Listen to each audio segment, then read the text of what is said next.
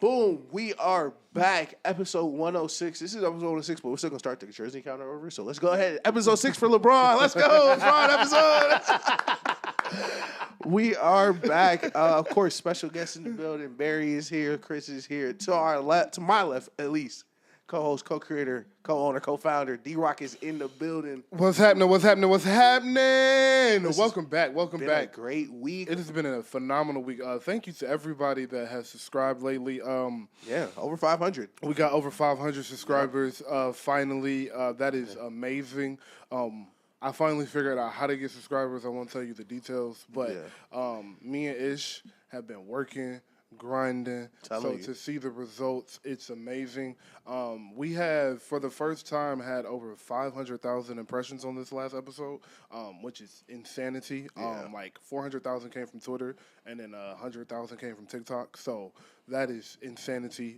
Couple thousand on IG too. So thank you guys. Please subscribe, share a friend, tell a friend. The word of mouth travels. It works. We are a testament to that from last episode and previous episodes. So thank you. For real. But let's have some fun, man. Welcome back. We got a lot of hating to do. Listen, we are here live for Chris's punishment for the bottom of the fantasy league. He doesn't know. He thinks the last place game. He thinks we're recording episodes. You lost the last place game. It's warm mayonnaise outside. Shout out Roma Doomsday. Warm mayonnaise. Shout out Roma Doomsday. But like, what do you, just what's up, man? Y'all, how y'all want to get started, man? I'm good, man. I want to know how y'all feeling, Barry, Chris. Y'all good? Life is good, man. Beautiful. Bless. Okay, good. I like Chris's so you on that Nautica shit. Chris got that shit on. Yeah, he do. That hat is crazy too. I can't cap. All right, but it's been a good week, man. A lot has happened. So let's see. Where should we start? Well, the All-Star game sucked. The All-Star game sucked. Drake dropped with Party. Yes. Westside Gun dropped. So Larry June and 2 Chainz. Yep. KD with 30K. Yep. KD with 30K. Yeah. What you talking about? Yeah. Hey, man. Easy money, 30K. All right, let's shake it up. Let's start with the All-Star game. Let's start with the sports. Because women.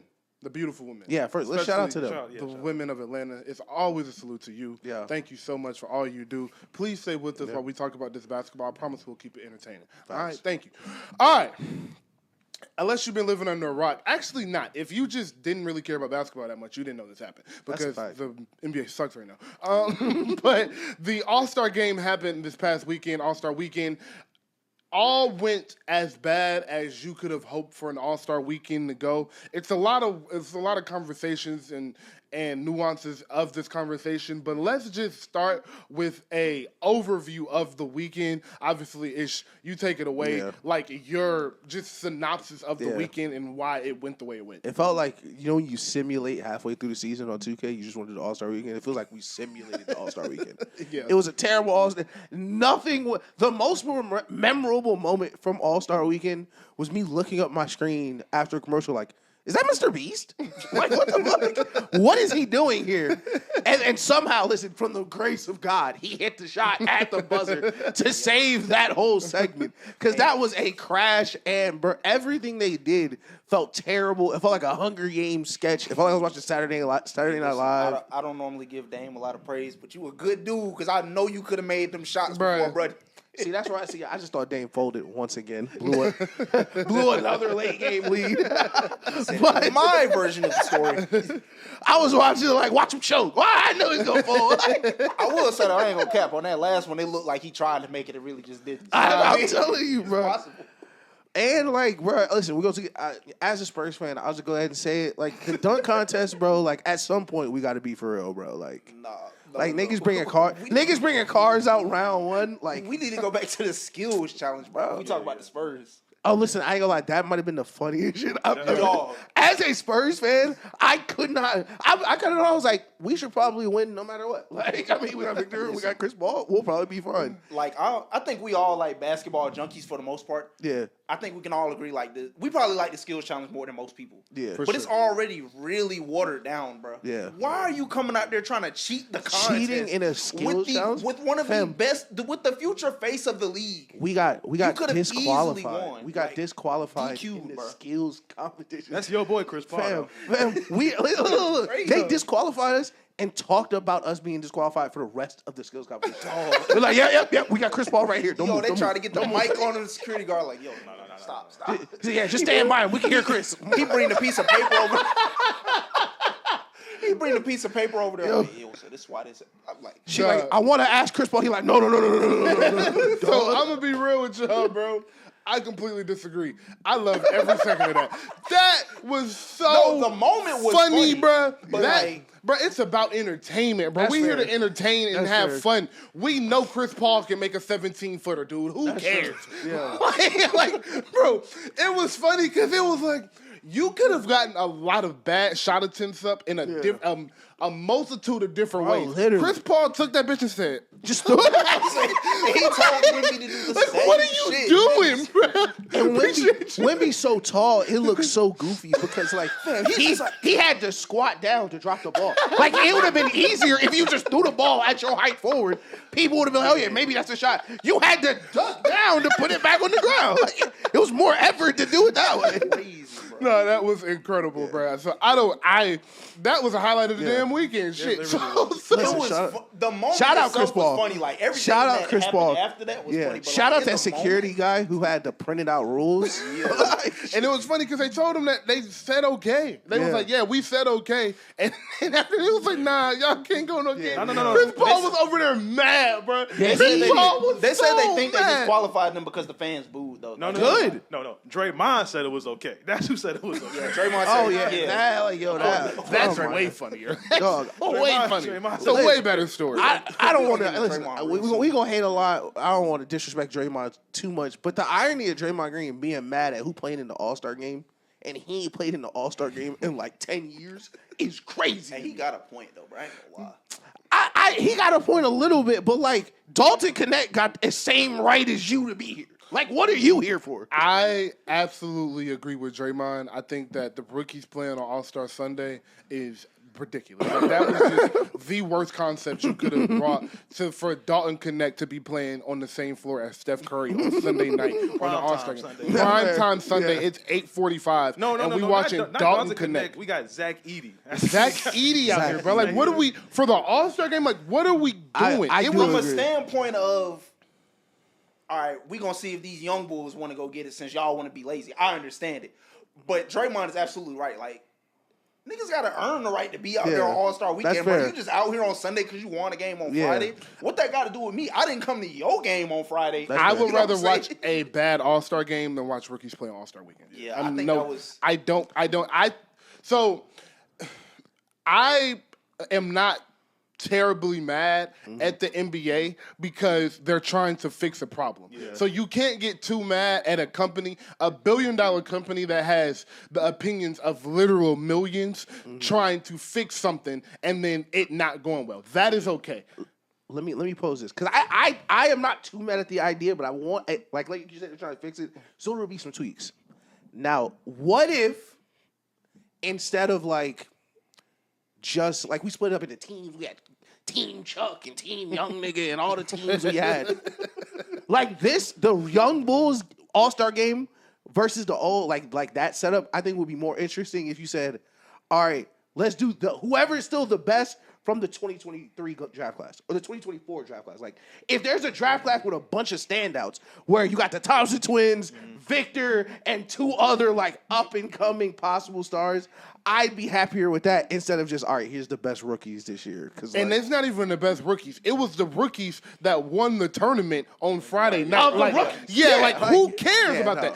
That idea isn't awful. Yeah. But what that idea is actually the second best idea I've heard behind the take the All-Star snubs. I really like that idea if you're going to do a tournament. But what I truly think, and this is just as honest I can get, I truly think y'all should just stop acting like prima donnas and play in the All-Star game because you get paid $300 million a year to play in the NBA and to play a game and to change your family's life. So maybe you can just take a 48-minute All-Star game and what you play 22 minutes of and take the fourth quarter seriously. Because that's the thing. Nostalgia be whooping everybody ass. Yeah. The All-Star game wasn't competitive from quarters 1 through 4. Yeah. It was like midway through the third and the rest of the fourth quarter, just compete and try to win the game. Literally. That's all we're asking for is 12 minutes of competition, and y'all is too good for that. So we get this. So what everybody was saying, all of the critiques, all of the problems, Draymond, everybody was right. But it all falls back on the players for being terrible. But lastly, the NBA, I want to say, was too quick with the change because the 2020, the 2021, and the 22 All-Star games were all fine. Yeah. All of them were. The 2021 was incredible. That was a really good game. That was the best one in a long time. Yes, probably since 16. And the 2021 and 22 ones were good, like very solid. It was a 23 one where they shot 100 threes. It was like 205 to 215. Yeah. It was something ridiculous. And then they was like, oh, we got to change everything. I think they should have just had a real talk with them before and been like, yeah, we're going to try this again. Are we going to mess this up? Are y'all going to mess this weekend up? It's a very lucrative thing. It helps us with the TV contracts, et cetera, and really explain to them why they should take the game seriously and then give them another chance. Yeah. I do think coming off of 3 good All-Star games and 1 bad one and then making this change was a little dramatic. Yeah, no, I definitely agree. And I think everything what you're saying is correct. Because I am, as a consumer of basketball, and I will definitely say as a bigger football fan than I am a basketball fan, it is just annoying that this is even a conversation. Yeah. That, like, y'all are there. First of all, y'all are professional athletes. I don't want to call anybody lazy. But that is the most lazy. You were on vacation from your job anyway. You are literally on vacation. It's an all-star break. You get the whole week off. Niggas wanted the whole week off. Now you got the whole week off. Niggas ain't used to have a whole week off. Y'all complained. So, all right, we're going to give you the whole week off. Like Dale said, y'all can't give niggas 16 minutes of serious hoop. And it don't got to be like Jerry Jackson. I'm a full court press. And he full court press the last play. He don't full court press the whole game. He full court press the last play and get beat. He got beat back door. Just get beat off the dribble right to the front of the rim. But it's like, bruh, y'all are making $600 million to play a game. A child's game. You play basketball all day, every day, the entire year. You can't do it half-assed for 40 minutes right here? Like Stephen A was saying, like, if you just give the effort you giving them summer runs that we see on Twitter, bro, we're good. Bro, nobody's asking you to go out there and try to guard Steph Curry like it's game 7. But if in them summer runs, bro, like, I know y'all getting after it. I know y'all. Them pro-am runs? They compete, bro. Like, come on. We know the difference in Game 7 playoff basketball versus just a nice physical pickup game, bro. Like, we're not asking for much, and that's why it's so frustrating because it's like we're having to do all this stupid shit because of y'all. So that is where I want to say Draymond is correct, and the rookies shouldn't be playing. Yeah. But where I do fault Draymond is, bro, you gotta chill. Like why are you always hating? You said it at 7:30, and then you said it again for the rest of the night. It was like, bro, as your job as a broadcaster is to make the experience better. Right. It's to enhance the experience for the viewer. So you sitting there every commercial break like, this shit ass. How they even playing on the court with them? I'm mad. I'm Draymond. I'm mad. Right. You doing that for 2.5 hours. How do you think the viewer that's a casual viewer and just watching this is going to start to feel? They're going to start looking at the game from your perspective because you're the one who's supposed to be talking about this game. Right. So I do think a lot of the problem with the commentary around the NBA is the commentators and the players playing into the narrative that the NBA is bad and the commentators coming on every morning show, every talking show, every week talking about the viewership is down. The NBA sucks. Why isn't this working? They need to change this. If they would just be like, yo, the NBA is great. Every league needs to have some changes, but the NBA is great. We got the best basketball players in the world, and build off of that, I promise the narrative would switch. Because, we love the NFL. If for the next 7 months until the middle of week 8, they was like, everything about the NFL sucks. What do you think they're going to be saying week 9? Literally, it sucks. It sucks, bro. Like, nobody likes the NFL. And what's crazy is, I think especially this All-Star weekend, I didn't realize how much, like, the points you made was sticking in like my mic. It was making me angry until it's crazy. And this is your man's until Kevin Hart got on the mic for the 4th time. It's like, all right, I done sat through the Draymond stuff. I done sat through Kevin Hart's first appearance. I done sat through Kevin Hart's second post-commercial break appearance with Ernie.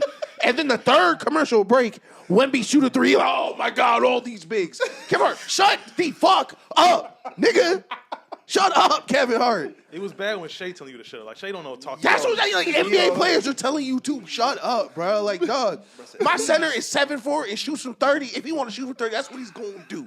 My nigga, shut up. Like nobody wants to hear that, bro. And, like, it's so commercialized in the worst way. Like, the NFL is commercialized because they got Taylor Swift at the game. They got all these endorsements. The Super Bowl commercials are literally part of the game. That's one thing. But we've all seen it. For you to play 40 minutes of basketball, and that's it, like me throwing a couple minutes on the end, 40 active minutes of basketball in a 3.5-hour broadcast is ridiculous. Yes, it's through time on it. It was 33 minutes and 41 seconds Jesus of basketball Christ. and 2 hours and 26 minutes of commercial breaks in the broadcast. Listen, bro, I've said this every year for like the past like 2 to 3 years. Please take my GOAT's name off that trophy until them niggas go out there and play. They got some sense. Listen, bro. Kobe would never. Kobe would bro, never let Kobe niggas. would be pissed, and I obviously I'm nobody to speak on behalf of Kobe, Yeah. but we know, bro. Like, you have one of the notorious hard workers in the game. His name on possibly the laziest event in sports right now, bro. Take his name off that trophy till them niggas care, bro. Like, literally, dead ass. And it's a nigga who played them All-Star games hard as fuck. Yeah.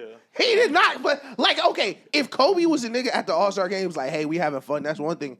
He was mad at them All-Star games. He was locked in. They told him let Mike win his last All-Star game. Yeah, nigga, fuck that. What? You got Kobe doing chase down blocks in the All-Star game. Damn. Oh, Kobe broke his nose in an All-Star game, bro. Yo, like, that's what I'm saying, bro. Like, take his name off that trophy. And until you niggas give. Matter of fact, name it after LeBron since he made this shit cool to just not give a fuck on All-Star weekend, bro.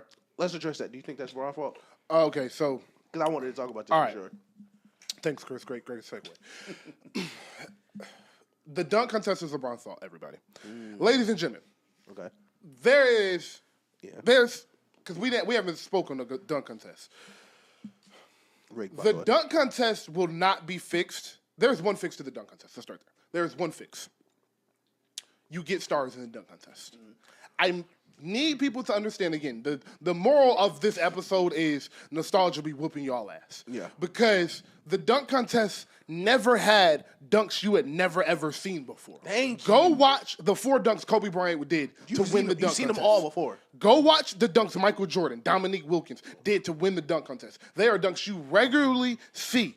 It is the flair behind a superstar on All-Star Weekend with 15,000 people in the stadium, celebrity row, all the NBA players, and you walking out with the chains, with the sweatsuit, all of that. The aura of the superstars in the NBA, because it's a players league, it's players facing, so you get to see the superstars be in their element and to just be in a different light than you usually see them in. That is what made the dunk contest great.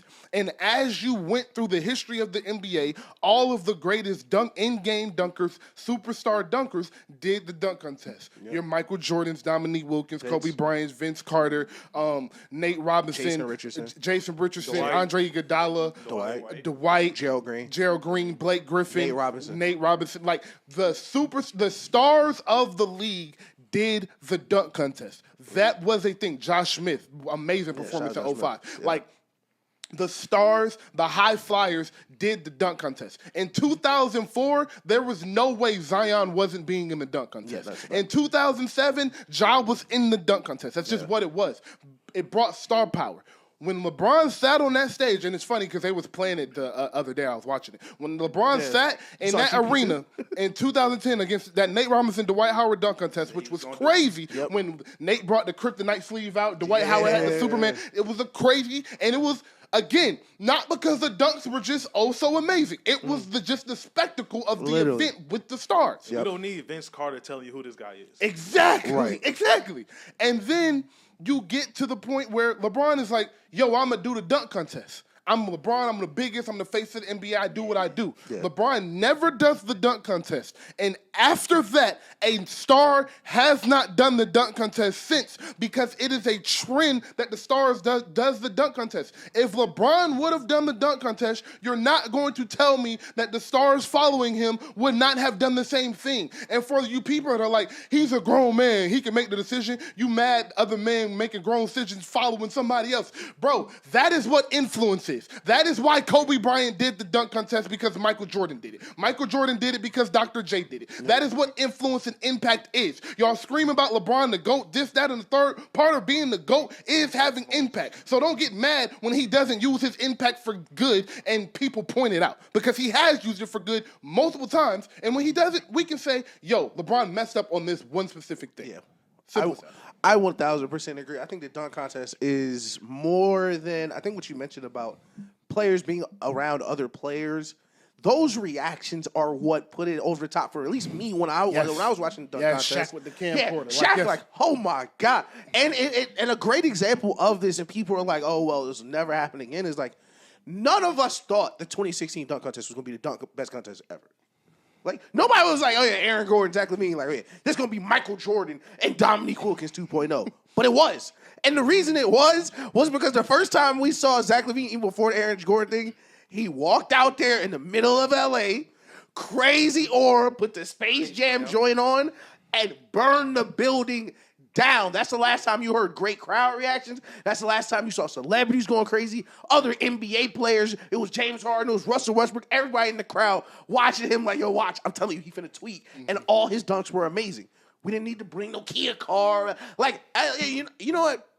I will accept that LeBron had a lot to do with the dunk contest messing up. I'm giving something to Blake too, bro. I think it's real gimmicky, bro. Yeah, so I didn't want to hate on Mac, but he do like the same dunks. Like, he just jumping over folks. It's just like, all right, man. Bro, it's so gimmicky, bro. Let's like, just see like some flares. Like something different. Like when I watched the Stephon Castle dunk, I'm like, man, that's a good dunk. It's creative, athletic, got on the first, second try, and then this nigga drive a car out. Like, all right, like, okay, this is the first dunk. This nigga first dunk, you jump over a key. First of all, he didn't even clear the key. First of all, he cleared his foot hit it at the end. So, yeah, he didn't clear the key because his foot hit it. Like, I will say I like that way more than Blake dunk. Blake jumped over the hood, bro. I didn't like Blake dunk either. But Mac I'll be honest, over the body of the hood, we knew who Blake was though. Like, Blake was and it was a star. Yeah. And listen, no disrespect to Mac McClung. I'm glad you won. I was hoping you face planted on that joint. I ain't gonna lie, because I'm tired of. I am like the dunk contest is a dunk contest. We didn't come out here to see you jump over a car. All you niggas can jump over cars. All you niggas got 40-inch verts. We know. Legitimately though, I don't even blame Blake. I do blame LeBron, but you know who else I blame? Because there was one more good dunk contest after 2016. And D-Wade ruined it because they tried to. I think the explanation was they tried to make it a tie, or instead of just letting them go out. Oh, yeah, he voted for Derrick Jones, I think. Because he was on the Heat at the time, and it made Aaron Gordon be like, "Bro, I'm over this shit." Because the first time I always say that Aaron Gordon and Zach LaVine, he did not get robbed. They just should have gave them both the trophy. That's really what should have happened. But he got robbed. The second time he got robbed, and it was if I speak about D-Wade, we won't be able to post the clip. And even before that, I think that's the one Pat Connaughton was in. Pat Connaughton was like really, this when he was like fresh out of Notre Dame. He like had hops, whatever. Pat Connaughton was getting robbed too. Like that's what made people look like, hey, like, what are we coming out here for if you just gonna get these scores? You know what I'm saying? Pat Connaughton? No, I'm dead serious. Go back and watch that contest. From the Bucks? Yes, like that's crazy. Pat Connaughton fresh out of Notre Dame. I promise you. I'm crazy about I'm inclined to believe you because I didn't even know Pat Connaughton went to Notre Dame. Like, bro, it feel like like if you say get dunked. Listen, go back and watch that contest. That's the last good one, bro. I'm telling you. Are you talking about Pat Connaughton? That is the last good one, bro. I thought that is the last like elite. Could you imagine getting dunked on by Pat Connaughton? Oh, listen, if you are right, I'm gonna be crying. Oh my God! I'm telling you, I don't even know how to spell this nigga name. It's like COU something like that. He's right. He gotta be right. Bro, that nigga he's right. I swear to God, he's right. I told you. That's fucking hilarious, bro. Shout out to production, man. Never known, bro. Oh, Googles, so man. funny, bro. Crazy, bro. It's so funny because like I didn't know how to spell the nigga name, so I just put Pat C and the rest at Connaughton dunk contest. Like, no. Oh, that's why he didn't wear his fucking jersey. Why the fuck he dressed like a beach boy? Goofy ass. Just like white man can't jump. This nigga dressed like Jack Harlow. What the fuck am I supposed to remember his dunk contest? No, but listen, like that whole contest was That's him in that notorious white for D t-shirt. Wade, like blowing the scores, bro. Nigga dressed like a Backstreet Boy. Hey, Please don't know. we'll put this clip up, bro. What in the world, bro? I'm telling you. I swear I never knew that happened. That's Okay. hard. Listen, He But- jumped over a nigga in a Kareem jersey. Barry, what are your thoughts on the dunk All right, contest? I think I have a fix to the All-Star weekend. Okay. Let's bring back. Let's just go back. Let's bring back rookie versus sophomore because that was the thing. You want to see LeBron and Carmelo go against. I think it was Amari and some other guys. Bring that back. Facts. Stop. Y'all seen the Martin started Instagram lately? No. All right. Just keep on. I'd be scared of former athletes' Instagram. I was following Big Baby Davis for Just a little think- bit. shit turned shit to the left. that nigga having so much fun where you at right now. Well, yeah, I think we should bring fault. it back. So then Saturday, I said we bring back the shooting challenge. Let's get some WNBA players in there, the I do legends. remember that. Like, you want that. to see Magic shoot a half court shot. Cheryl Swoops, other WNBA players. Maybe let's bring some G League guys in, get a little bit of Exposure, recognition in them. Yeah. What I said for the 3-point contest. Let's have a catch and shoot competition too. Because some of them guys can't really shoot off the rack. Let's do a catch and shoot competition. That's hard. Good I like that. idea. That's- That's a good idea. I like that. Dunk contest. Let's have at least maybe 1 or 2 All-Stars in there for that. Then Sunday, hear me out. First 3 quarters, let's rock out. Because then we see the NBA guys, they can score 40 points with ease. Yeah. Fourth quarter, 1s and 2s only. Winner, East versus West. Home court advantage, game 5 for the finals. No. Veto. I can't. That hard enough for me. I'm with Barry. I don't like the idea of the home court being affected by the All-Star game. It's because, the 2020, I think, the All-Star game. We put Jokic on the bench. They do that little 5v5 shit. They on Jokic's dick, even though he the MVP. We're going to put him on the bench. And then Jokic is in that finals the next year, and none of the niggas who was on the court in that All-Star game are in the finals. So if I'm Jokic and I'm up 2-1 in the finals and game 5 on the road now because Joel Embiid is cooler to them niggas than I am, I'd be pissed. Like, But for Barry's point, that wouldn't happen at that point because you want the home court for your conference. Because we see that. you We see that think you're gonna be More there. than baseball. Yeah, they do. That's what Yeah. baseball. The winner of baseball gets So- home court advantage. I love the 1s and 2s point. I do like the ones that I love the 1s and 2s. And then get rid of the point.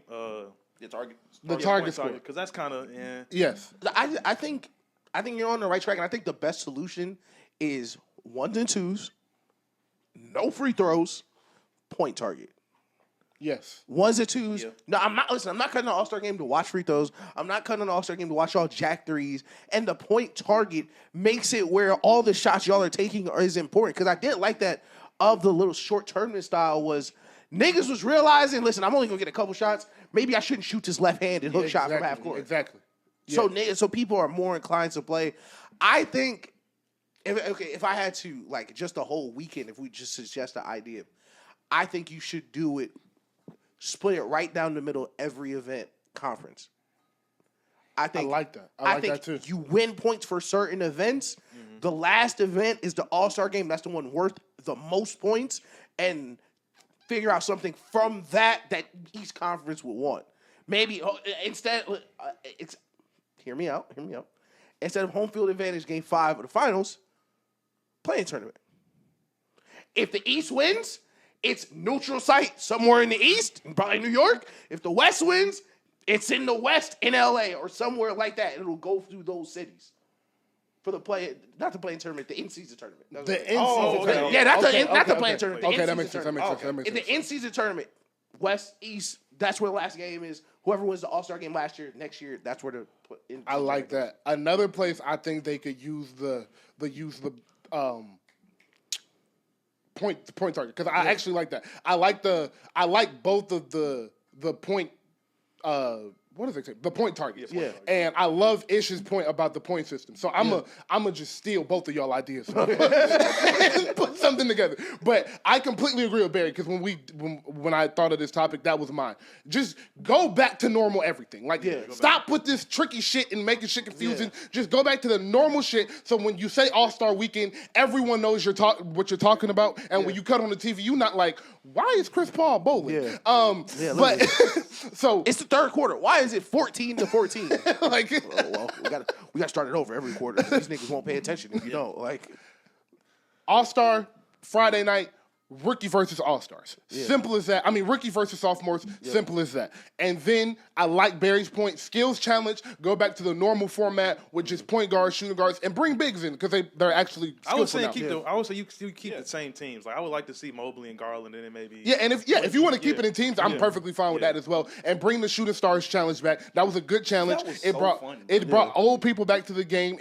Now you can bring Caitlin Clark, Asia Wilson, Sabrina Nescu, the superstars of the WNBA into and help both of you guys out because the relationship is actually because everybody beneficial. Got a WNBA team or like a G League team. Exactly. So it's growing. Yeah. Exactly. So you bring that in, and then Saturday night, I agree with everything y'all said. There's nothing to change. I love Barry's point about the catch and shoot. I think instead of like making it a whole thing, they should make 2 racks catch and shoot, and you get to pick them. Like how you can pick your money ball rack, you can pick your 2 catch and shoot racks instead. So somebody's down with the basket and throwing it out to you. This is of course is the novice. We've never hooped at a high level take, but I would love if one like is the 3-point contest the most exciting thing? It was when Steph Curry did it, but he doesn't. So now it's kind of exciting, but kind of like we did the skills challenge. I'd like to see these niggas play around the world. I ain't gonna lie. One team on one side, other team on the other side of the court, play against each other 3 rounds, get to a championship. I would love to see the concept of them, especially because I think this is why the skills challenge is so fun. Seeing them niggas race. Yes. Yeah. Like when you're just doing the skill challenge alone, it's like, all right, one nigga dribbling through cones. Yeah. But if it's 2 niggas, like, oh yeah, these niggas racing now. And now because it just happened to be someone across from you, you are moving with a lot more effort. So I would love to see that. Again, stealing y'all points. We're changing my point. Forget my 3-point shootout idea. We're doing what Ish said. So we're splitting the courts, and I'm still taking Barry's point too with the catch and shoot. So it's 2 separate. It's 2 shooters on each side of the court, and then you get 2 racks to catch and shoot instead of shooting off of the rack. And then the dunk contest, 2 things. 1, I love the idea of split it up East versus West. Yeah. And 2, Adam Silver, you are paying these men hundreds of millions of dollars. Just make it mandatory that 2 All-Stars do the dunk contest. Yeah. It's simple as that. Mm-hmm. If you made the All-NBA team or the All-Star in the past 2 years, it's going to be about 50 players. 2 of them have to do the dunk contest. No ifs, ands, or buts about it. It's just what you have to do. It's an obligation like media access is. Yeah. Simple as that. You are paying them millions. Just make them do something. I like that, and I think the best way to go about it, because of course you're going to have to like tell niggas to do it, but the judging system needs to be fixed and then left alone. Stop changing the judging system every single year. And you need to overhaul how we're going to score these dunks. Because a missed dunk shouldn't be 40 and a made dunk shouldn't be 43. It's like as a dunk contest, you didn't dunk, you shouldn't get a 40. My solution for the dunk contest, 6 dunkers. Top 2 from the first round automatically advance. Bottom 2 automatically eliminated. Middle 2 dunk off for the 3rd spot. Yeah. I like the what year was that when it was like Paul George, John Wall, and them. That was kind of cool. That was the best one, and they did it in teams. They did it in teams. They did some good dunks.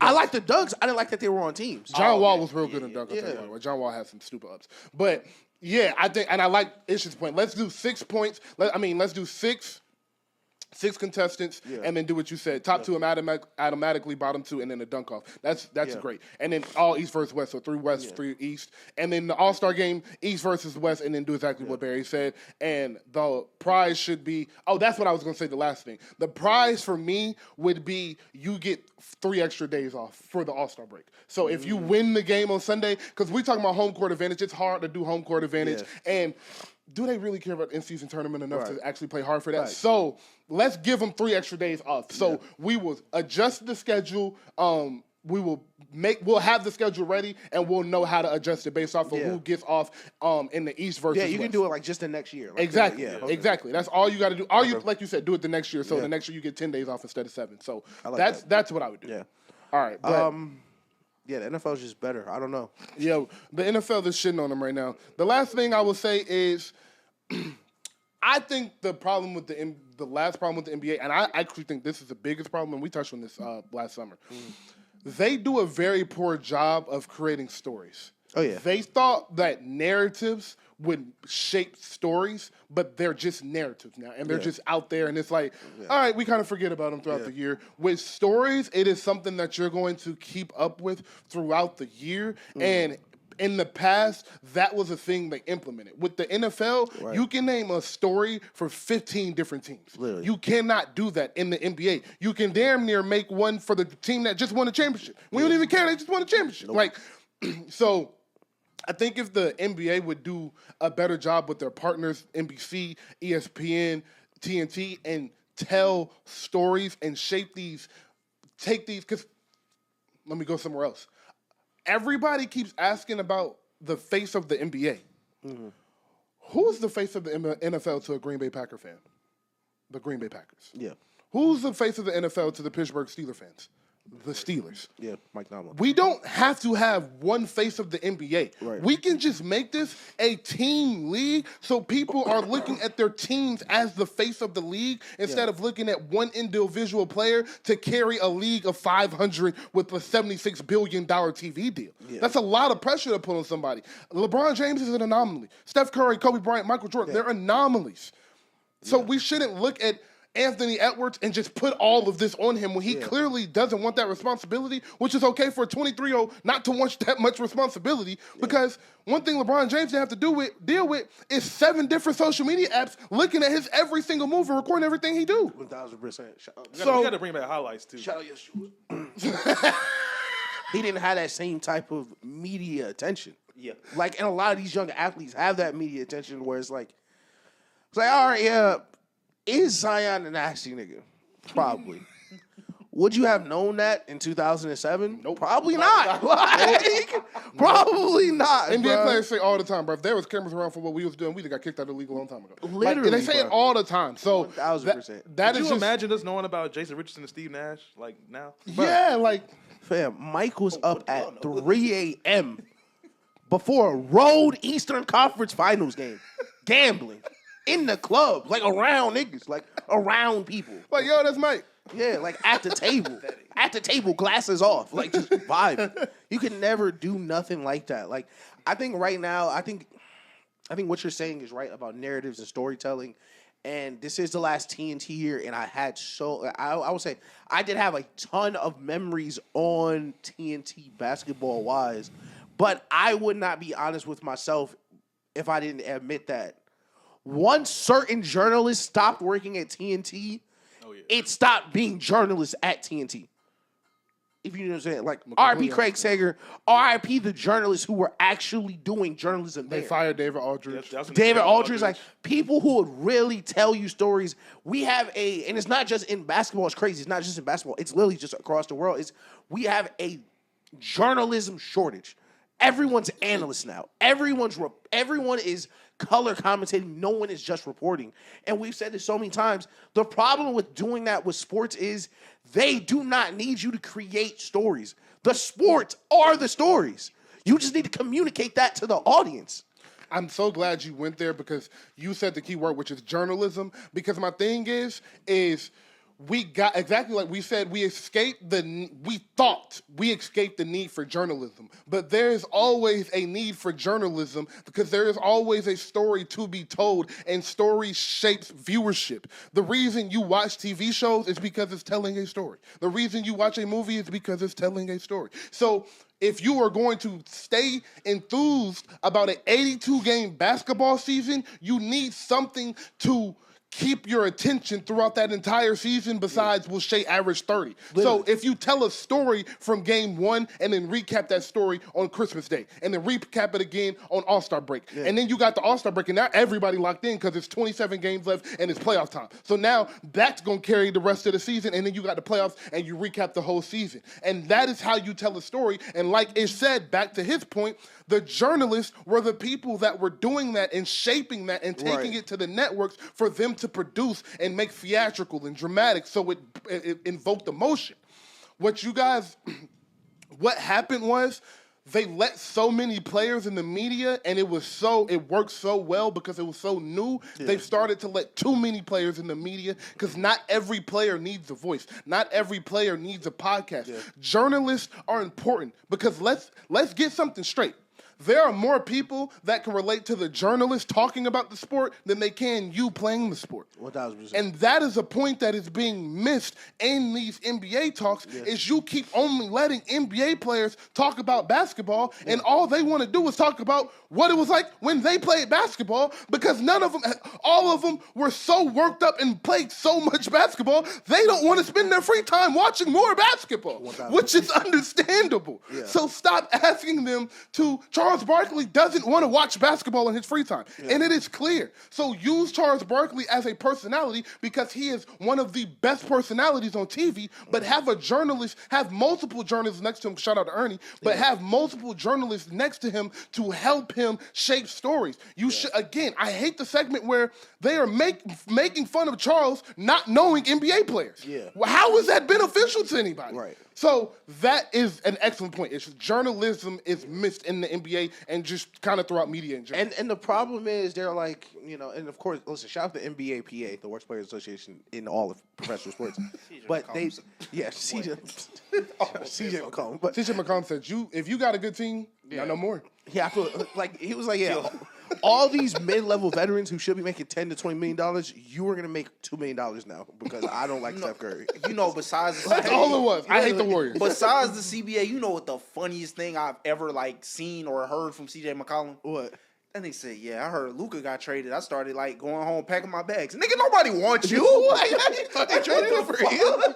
Hey, wait a minute. He was on my radar now. He was on my radar. Stop. Like they're gonna change the CBA, and they're like, well, what do you want to change? Well, we should make the season shorter so people care more. Fam, people don't care because y'all don't care. Yeah, sure. People don't care because y'all don't care. The only reason niggas watch the NFL, the XFL, the ZFL, hockey, wrestling, the reason those niggas watch that is because when I cut on an NFL game, niggas start an NFL game like I might get paralyzed. And I'm going to play anyway. Like, niggas are like, I may not walk out of this stadium. And I'm going to play in this game today. Just think about it. When is the last memorable regular season NBA game that was really memorable to you? I really remember enjoying watching that game because it was a big NBA game. Not because my favorite player had 40 or because someone I hated choked, but that felt like a big NBA moment. And also, you can't name a game Steph Curry or LeBron James are in.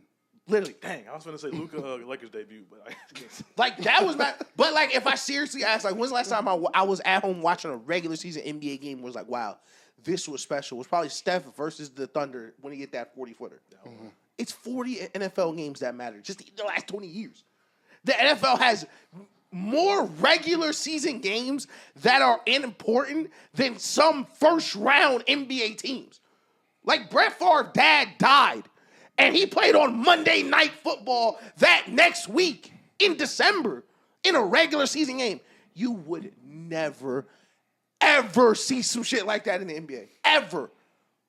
You can't even get niggas to travel. Jimmy Butler don't even want to get on a flight. You can't fly on a private jet, Jimmy. You can't. You are so upset that you are making $60 million. You won't get on the private jet with us, so you're just going to give us the solid treatment. Dog. That is why. And what is really the problem? And this is why you hear the whispers and you starting to see Adam Silver get more and more upset. Is because they're about to change the way TV ratings are done. Mm-hmm.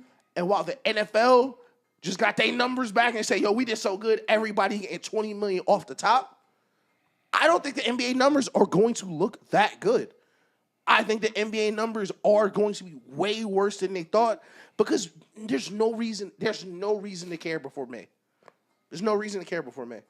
Nothing happens. Nothing is going to matter that happens before May because the MVP vote is done in August. And then analysts and not journalists spend August through May justifying my MVP pick from the beginning of the season. There's no reason to worry about any of these awards because niggas like Ja Morant get the most improved player. A top-level college player who was carrying his team day one in the NBA gets most improved.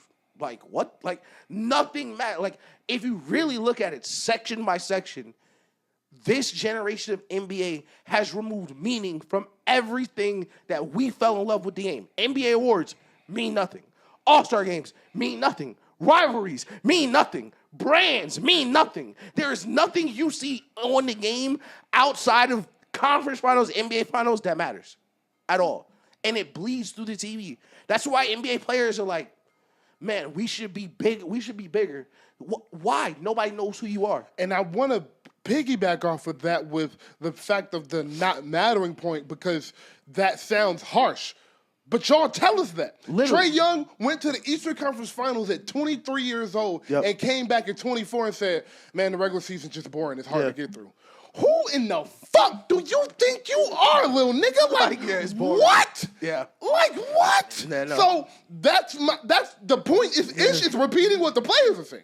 Ish is repeating what the players have shown. Ish isn't making this up. Ish didn't watch an NBA game and be like, it don't look like they care. They told us. Ish didn't watch the All-Star weekend and be like, they didn't play two. They are showing you. They shot 200 threes and Luka was shooting 3/4 shot in the second quarter. Bro, fuck just the All-Star break. We got to make a rule so y'all niggas play games. Niggas are up and on. Oh, my God, we got to play 65 games. Nigga, if it was up to me, you'd play 82 of them hoes. What? Michael played all the games. Kobe ruined his career playing all the games. On charter flights. Niggas got to beg you. On charter flights. And niggas got to beg you to play a road game? That shit's sick. That's what. Fam, they said Embiid ain't played in Denver in like 7 years. That shit is sick, bro. If this was the 90s, could you imagine how many games the two biggest centers in the NBA, the MVPs of the NBA, haven't crossed paths in no regular season games? That would be like, just think about this. If Brady and Manning never played in the regular season. Like, Just think about if that. Mahomes and Allen just never played. They played twice a year, every year for 4 years at this point. Them niggas are almost in the same division. They play twice a year, every year for 4 years. And like that is just the difference is the NBA tells us they don't care every single step of the way.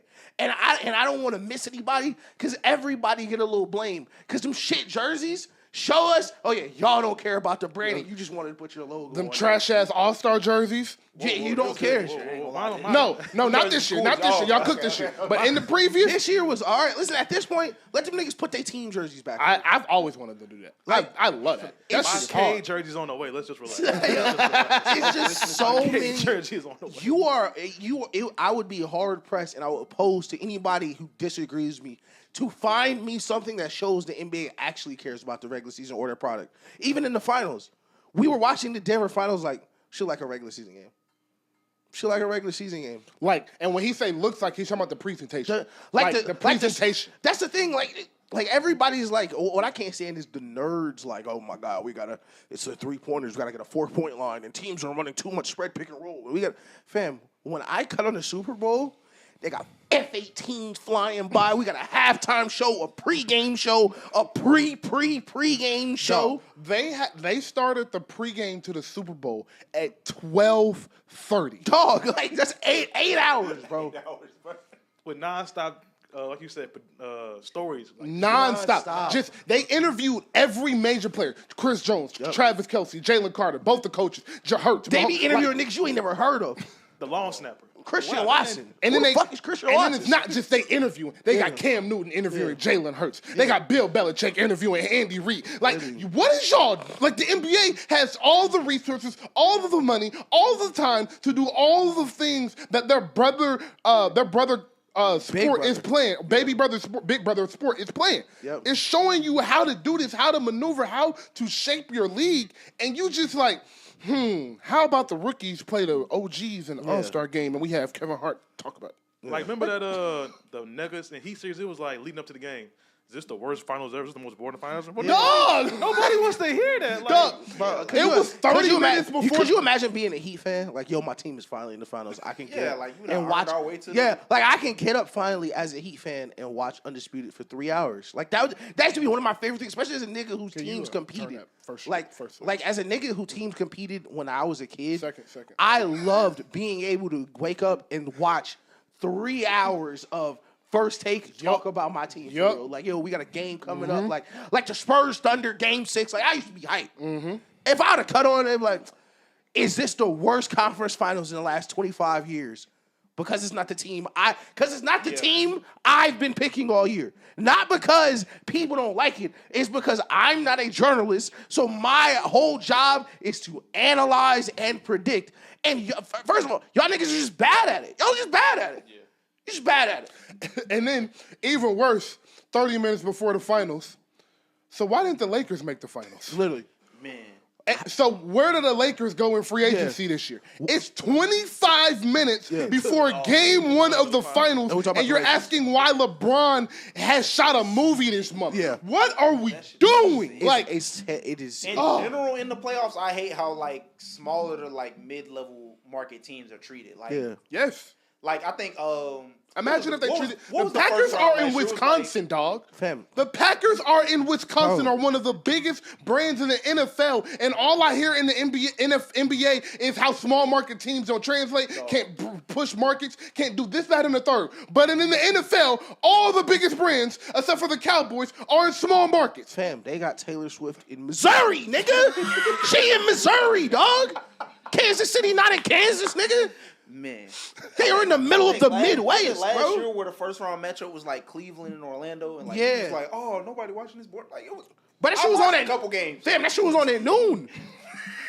That shit was tipping off at 1 o'clock. And that shit was one of the better series I had watched across the first round. It was one of the best first rounds. It was, and they stuffed it in the worst time bracket. It's so obvious that the NBA do not know what they are doing. Oh my God. That is and listen, of course, the David Stern, Adam Silver jokes are one thing, but I do believe David Stern was one of those genius, visionary people. And when someone like that leaves, it doesn't get better. And I think that is what you're seeing right now. I think Adam Silver is doing his best, but I think bottom line, I don't think anybody fears Adam Silver. I don't think anybody listens to what Adam Silver has to say. You telling us that you had to ask Larry Bird to go talk to them niggas and it still didn't work, that shit tells me that they don't care what you saying. That's the craziest shit to me, bro. Because, like... Let's pull the mic closer. Like, to me, that's like... That's like a dream to me, honestly, bro. Like, Larry Bird coming to talk to you before the All-Star. You know what I'm saying, bro? Like, as a kid growing up, like, imagine, like, you know what I'm saying, we grow up, be All-Stars, and, like, Kobe come to the locker room and talk to us. Yeah, like, that's that Larry should be Bird. cool as hell. Like, yeah, nigga, that's Larry fucking Bird. Yeah. That nigga said, hey, like, you know what I'm saying, like, this game is important, y'all need to go out there and play hard. Yeah. You niggas just said, oh, okay. Yeah, Boy, if Kobe came to talk to me for the All-Star game, I'd be dry heaving. I'd be dry heaving that bitch. Larry Bird told him that shit last year, and they treated Larry Bird like he was a regular white nigga. Like, yeah, like, bro, like when the teacher come talk to you because you got a substitute. When the teacher next door come and talk to you, like, hey, listen, I know this not here, but you know I'm listening. You know, I'll come over here if I need to. Dog. Like, yeah, Larry Bird, we get it. Like, bro, 3-time champion Larry Bird. Yeah, facts, bro. Like. The nigga who has reached heights some of y'all can only hope to reach. Yeah, the NBA, like, until the players care about the NBA, fans won't. And that's the bottom line. Especially because, one, it's too hard to watch the NBA consistently because it's on 45 million different channels. And unless you have League Pass, even if you really like your team, you may catch 5 games of your team if you're not a Lakers fan. Like, maybe. And that's if you're on top of their schedule and know what app to choose, got it downloaded, you got your account ready, got the authorization code for your account ready, like all the hoops you got to jump through. And, bro, it's just too much options to watch for you to put it on the fans. Mm-hmm. Right now, it's all on the fans to watch basketball. There's no reason to watch. It's all on us. So people just aren't going to. And it's going to look like bad next year because I think next year is when they plan on like trying to put it on basically every night. Yeah. It's going to look bad. Actually, I do think to wrap this up, I do think NBC is going to help. NBC does an amazing job. That Sunday night broadcast is amazing every week.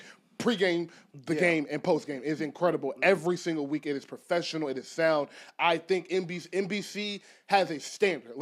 That's why the joke like, oh, so-and-so is about to buy NBC is what it is because they don't play around there. Like, for better or for worse, they don't play around there. Yeah. So the standard NBC sets itself, I actually think is going to force the other networks to up their game because the viewership on the NBC networks will be higher on theirs if they don't. And that's going to lead the NBA to be like, well, why don't we just force our games to NBC? And then you have Netflix. Netflix is trying to buy everything. Yeah, so you're competing with so many different networks. I do think that is going to force the competition to rise to the occasion. And one last thing before we get off this, I think this is going to be a special shout out to you individually. And I hope you be online a lot, you work a lot. I really hope this comes across your desk because I really mean this from the bottom of my soul. Stephen A. Smith, get the fuck off of Bill Maher on HBO and be the journalist we need you to be. You will not be president. You are not a serious political option. Please get off of Bill Maher Uncut on HBO talking about politics, and please help the NBA broadcast. You are the biggest voice for middle America casual basketball fans in the NBA. You need to be the one to set these at-game, pre-game narratives. I think that is super important. When I rewatch Michael Jordan games and I really want to understand why niggas think he could walk on water, the first 2 minutes is all Bob Costas telling you who Michael Jordan is. If you've never watched a Michael Jordan game, by the time it tip off, you know he got a chance to do something historic in front of you, even if you don't like basketball. That would never happen today. It would never. It's the third quarter. My mom don't know who Jaylen Brown is. Like, it would never happen today. Agreed.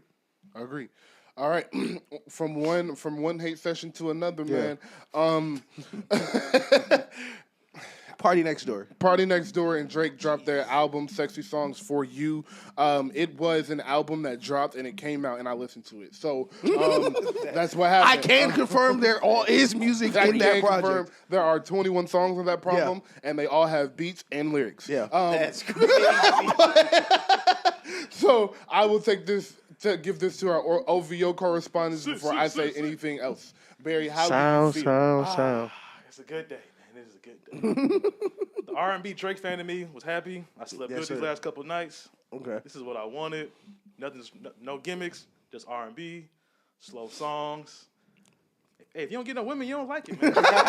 Look. So what of the 21 songs, how do you feel? Like what if you had to put a number on it? Are you like 21 or 21? Or are you like 16 or 21? Like it don't gotta be accurate, but like only really song I'm skipping is that Mexican song, the podcast. Dog, that's so bad. But everything was like I won't speak on Mexicans, but they know how I feel on this. As a Drake fan, a Drake R&B fan, I was satisfied. I do wish he was some more Party on there because I'm a huge Party Next Door fan. Okay. No singles. I'm a little disappointed about that, but look, what works.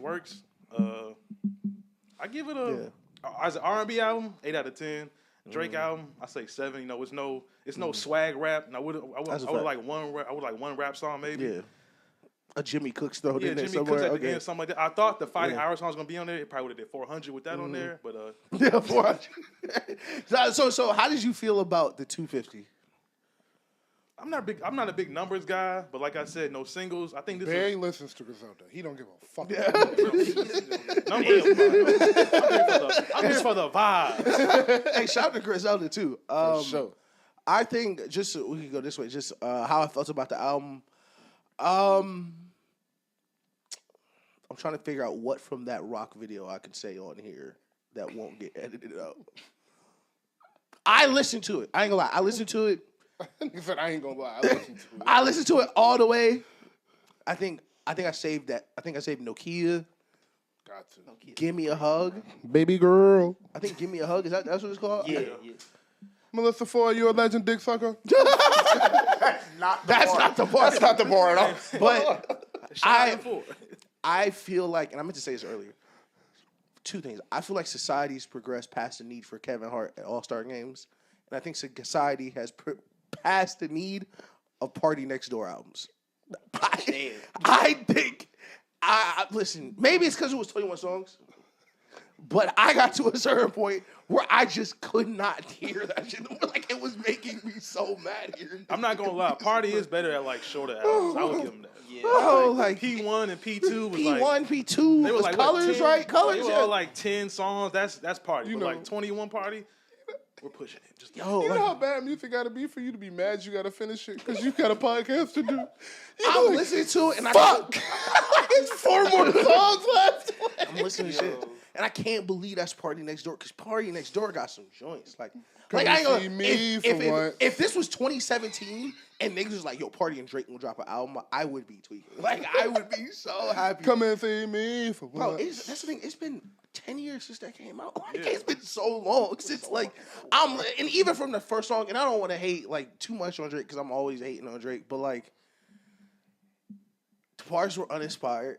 Some of the bars, it was like, seriously, my nigga, like you do your makeup, he a scrub. Like, shut the fuck up, Drake. Charlie XCX, white girl. He got so many bars where it's like, and I really, listen, I really don't mean this too disrespectfully, but it's some Big Sean bars on this album. No debate. It is some Big Sean. that's just Drake's delivery. Like, just, Okay. That's fair. All right, Chris, you go. Nigga got to knock the sweatsuit on, by the way, so you better stay in line. The owls come and get him. That's crazy. As somebody who isn't like a big like Party Next Door guy, I didn't know what to expect. Like, I didn't think I was gonna like the album at all. Truthfully, He's fine. it does seem a little. So what? But I do think it like leans a little bit more towards like just being a Drake project that like Party Next Door just happened to be on. Something like that. Personally, I will say like I think every solo song Drake did on there was like, I think it was like 5 of them total, maybe. I think so, 5 or 6. I think it's 6. I think it was 6. Either 5 or 6. I thought all of those were good. 21 songs is a lot. That Metro Padre shit is disgusting. I'm listening to that shit and like I was tweeting to Nelson about it because he tweeted about it. I quoted it. I said, yeah, I don't know why, but I listened to the song all the way through just to see if it would get better. Yeah. Like, I'm like, is this nigga trolling? Like, why did you do this? Like I don't understand. Who is this appealing to? As a Hispanic, hearing that nigga Spanglish, where he starts the question in English. And don't look at me. I ain't heard that shit. Fam, he listen. He basically said, "Hey, girl, what's your number?" Shut up, nigga. Nah. You sound crazy. So, like, I don't know what's why, your but like number, my across nigga? the past like 3 albums, I don't know if he's doing this on purpose, but like he has a song where basically he's trying to be Spanish or whatever. Like For All the Dogs, it was a song Bad Bunny. Bro, we've been telling y'all for a minute that Drake is a pop star, bro. No, that's that what shit pop is stars crazy. do. Listen, y'all be And calling then that nigga Champagne also, Poppy. Also, another one because truthfully, I still have the whole album saved. I might go back. I have the whole album saved besides 2 songs. That and that what is it called? Glorious, where he was doing the Ice Spice shit. What am I listening to? Bro. Like, yo, listen, I'm gonna be honest, bro. Like, one of my biggest problems with a lot of the Drake projects over the last several years is I should not be able to cut on a song and not know what album or era this song is from you. CN Tower sounds like it could have been cut from Views, cut from Nothing Was the Same, cut from what's the first mixtape? So Far. It could be cut from any of those projects. It is so, I don't want to call it formulaic because that's the word all the podcast niggas use. It's so copy and paste. It is so, I know what every Drake P&D song sounds like before I've heard it. That's why I like Nokia so much, because I just didn't expect to hear anything like it. You didn't hear anything like it on the rest of the album. It's the only song on there that stands out. The rest of it, you can fall asleep at one point, wake up 45 minutes later, and not know it's a different song. All of it's the same. All right, so look, y'all. I'm Young Money to my core. Here you go. I want y'all to know that, boy. Like I'm so motherfucking. We need a Young Money. YMCA side here. If he refers, We do. We need if to this own one, nigga too, refers like, to himself as we at any time during this segment, I might walk out and go home. Nigga. That's a shot. Yo, take a shot. Listen, man. I'm Young Money as it gets to, and I swear I am. So if you listen to me, Lil Wayne, I promise this comes from the bottom of my heart, and I love you more than anything in this entire world. You are my favorite rapper. You the GOAT. Like, please don't think I'm disrespecting you, and please come on the podcast. We would love to interview you. All right. Facts. So I think Drake needs to take a moment and look at his mentor Lil Wayne and the trajectory of his career from 2014 on, and strongly consider the next 2 to 3 years of his career. Because if you look at Drake's and Wayne's career, they both had the same type of commercial success in their primes. The biggest rappers in the world took rap to where we never thought it could go, did amazing, great things. Both of them had crazy runs. Both of them had the crazy feature run where they was on every song for 2-3 years. You couldn't escape them, and everybody loved them. They both had that. Wayne in 2014 sued Cash Money, and we know the rest of that history. Drake has just sued his label. Where I think Wayne, and I won't say went wrong because hindsight is, of course, 2020, and rappers taking breaks wasn't really a thing during that time. Like Kendrick kind of introduced that, and the luxury of social media and being able to keep up with your fans that way kind of introduced that. So I'm not going to be like, he should have done this, but I think if Wayne would have went down this path, he would have been received different when he came back out in 2018. Wayne dropped 3 mixtapes and 2 albums in that 5-year span, but the problem with those albums is you started hearing Wayne didn't know how to pick beats. You started hearing Wayne's uninspired. You started hearing him... he says the same shit over again. It's just repetitive, blah, blah, blah. You started to hear all of that. Now, the Wayne fans, because I know them and I'm in the communities with them, they all love these projects. Free Weezy album is one of my favorite albums. Shout out Carter's Corner. I know someone. Is that what it's called? I know someone, and I won't say Tyrone's name, but they think Dedication 6 is a classic mixtape and Lil Wayne's best mixtape. It has some of Lil Wayne's best raps Tyrone on thinks it. Thank Me Later is Drake's magnum opus, Like, by the way. so That's crazy. So there are moments in that where we get the sexy songs for you, where your fan base loves the music, but the masses do not, because it's uninspired and it is kind of what we known you to give us, and you've given us so much, we don't need it for you if it's not in the best form that you've given us, a la Carter 3, Carter 2, No Ceilings, et cetera, et cetera. So I think if Wayne would have took a break and then you would have heard of him on the Mad feature, 2 Drake songs, and a Nicki run that he did with No Frauds and Truffle Butter and all of that. And then those were the only 4 features you heard from him for 4 years. You didn't see him, you didn't hear him. He did a couple festivals, and that was it. And then he popped up in 2018 with the Carter 5 after not dropping music for 4 years. So he recorded the album within the year that the lawsuit ended, and it was like an accumulation of what he had been going through, what he had been through, and all of that. He would have been received completely different in 2018 than he was, because we had heard him and he had kind of oversaturated his own sound, even though it's still unique to him. I'm worried Drake is going to do the same exact thing, because Drake thinks he's bigger, thinks he's the biggest, and everybody loves me, and I'm this and I'm that. And yes, Drake is still one of the biggest artists in the world. Yes, Drake is still one of the most listened to artists in the world. But what they keep telling you is all of that music that people are listening to is from 2016 and before. All of that music that people are listening to is the old Drake. It's not the new Drake. The new Drake is coming and it's going. And you can tell by the 2nd, 3rd, 4th, 5th week of the album sales. That's how you know the music is coming and going. So I'm worried that he is going to oversaturate the market with the same old recycled material, because Ish is right. It's copy and paste.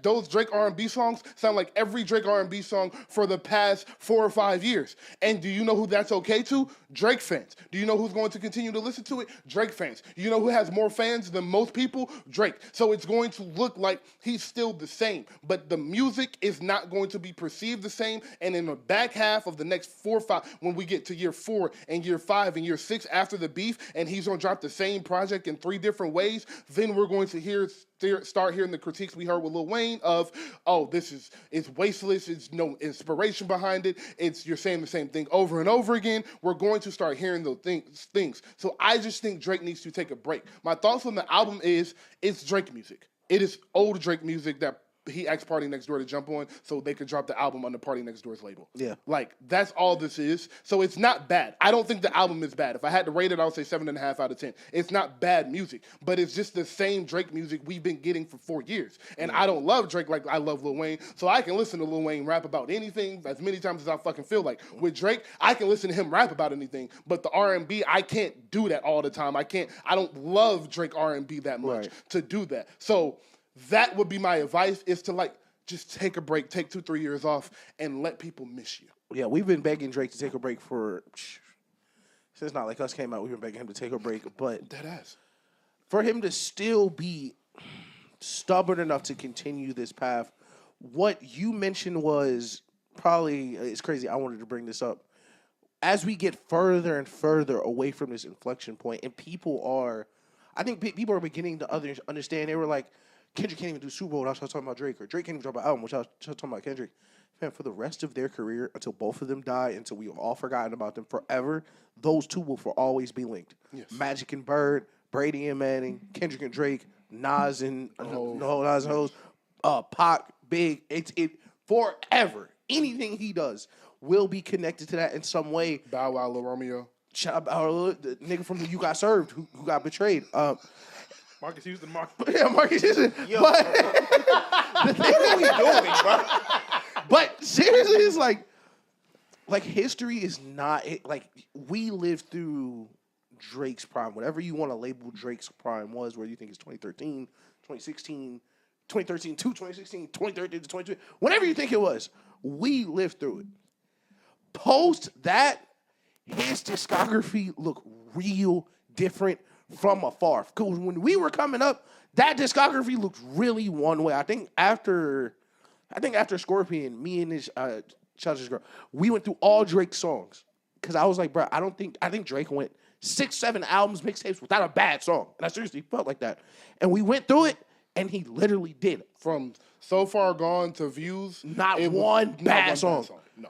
But do you think that's just the love of the game, like the love of the craft? Like you can't tell somebody not to do what they love. I don't think he's doing it. That brings me back to my point about what I was saying with the break is that like part of the reason I think you should take the break is to create that passion. Like think of the vigor of Wayne's voice in 2018 after that Cash Money shit, after he hasn't rapped in 4 years for real. He ain't really put down a song that he has known was going to come out until this deal was up. Yeah. And think about that vigor. Think about the vigor, the anger, the intensity, the struggle in Drake's voice after 3-4 years of taking off, watching Kendrick go on a war tour, do this, that, and the third, and watch people play with his name, talk about him crazy.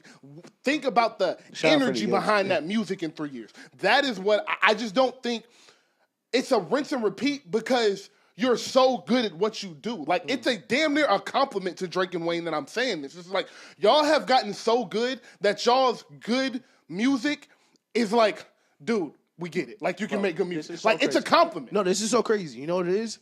It's the fucking All-Star game. It's the NBA. It's like, you're not trying, Drake. And we all know. Yes. We all can tell. Yes. Like, and I don't mean you, but like a lot of the OVO niggas are like, Drake would never steal from Freddie Gibbs. First of all, he's stolen from much smaller artists before. But secondly, of course he would, because he's the nigga to do that and just put his machine on it, and it just doesn't matter. Like, he isn't it because it's the easy way out. It's the shortcut. It's the quick way. It's just a microwave music. Shout out to Mos Def. It is the target music that he's trying to make. Yes. He's not trying to win a fucking Pulitzer. No. To quote him, he's not trying to get the slave freed. He's not trying to do anything other than get the hoes lit, like he said. That is it. And like, bro, it's uninspired. And I ain't gonna lie, I am at a point, seriously, like, I'm not listening to no mid music. Either it's great or it's ass. I'm not listening to no more mid music because it's too much music. It's too many people making music like Tyler. It's too many people making music like Kendrick, all these other artists. And I'm glad you mentioned like how it would sound if Wayne them took a break, because rewind a year, a lot of niggas were poking at the Kendrick break. He went on a 3-year tour, took a break, came back, did Mr. Morale, and everybody was like, where he's been, he don't got the rap game on his shoulders. Oh, he ain't want to do this, that, and the third. And look how he came back.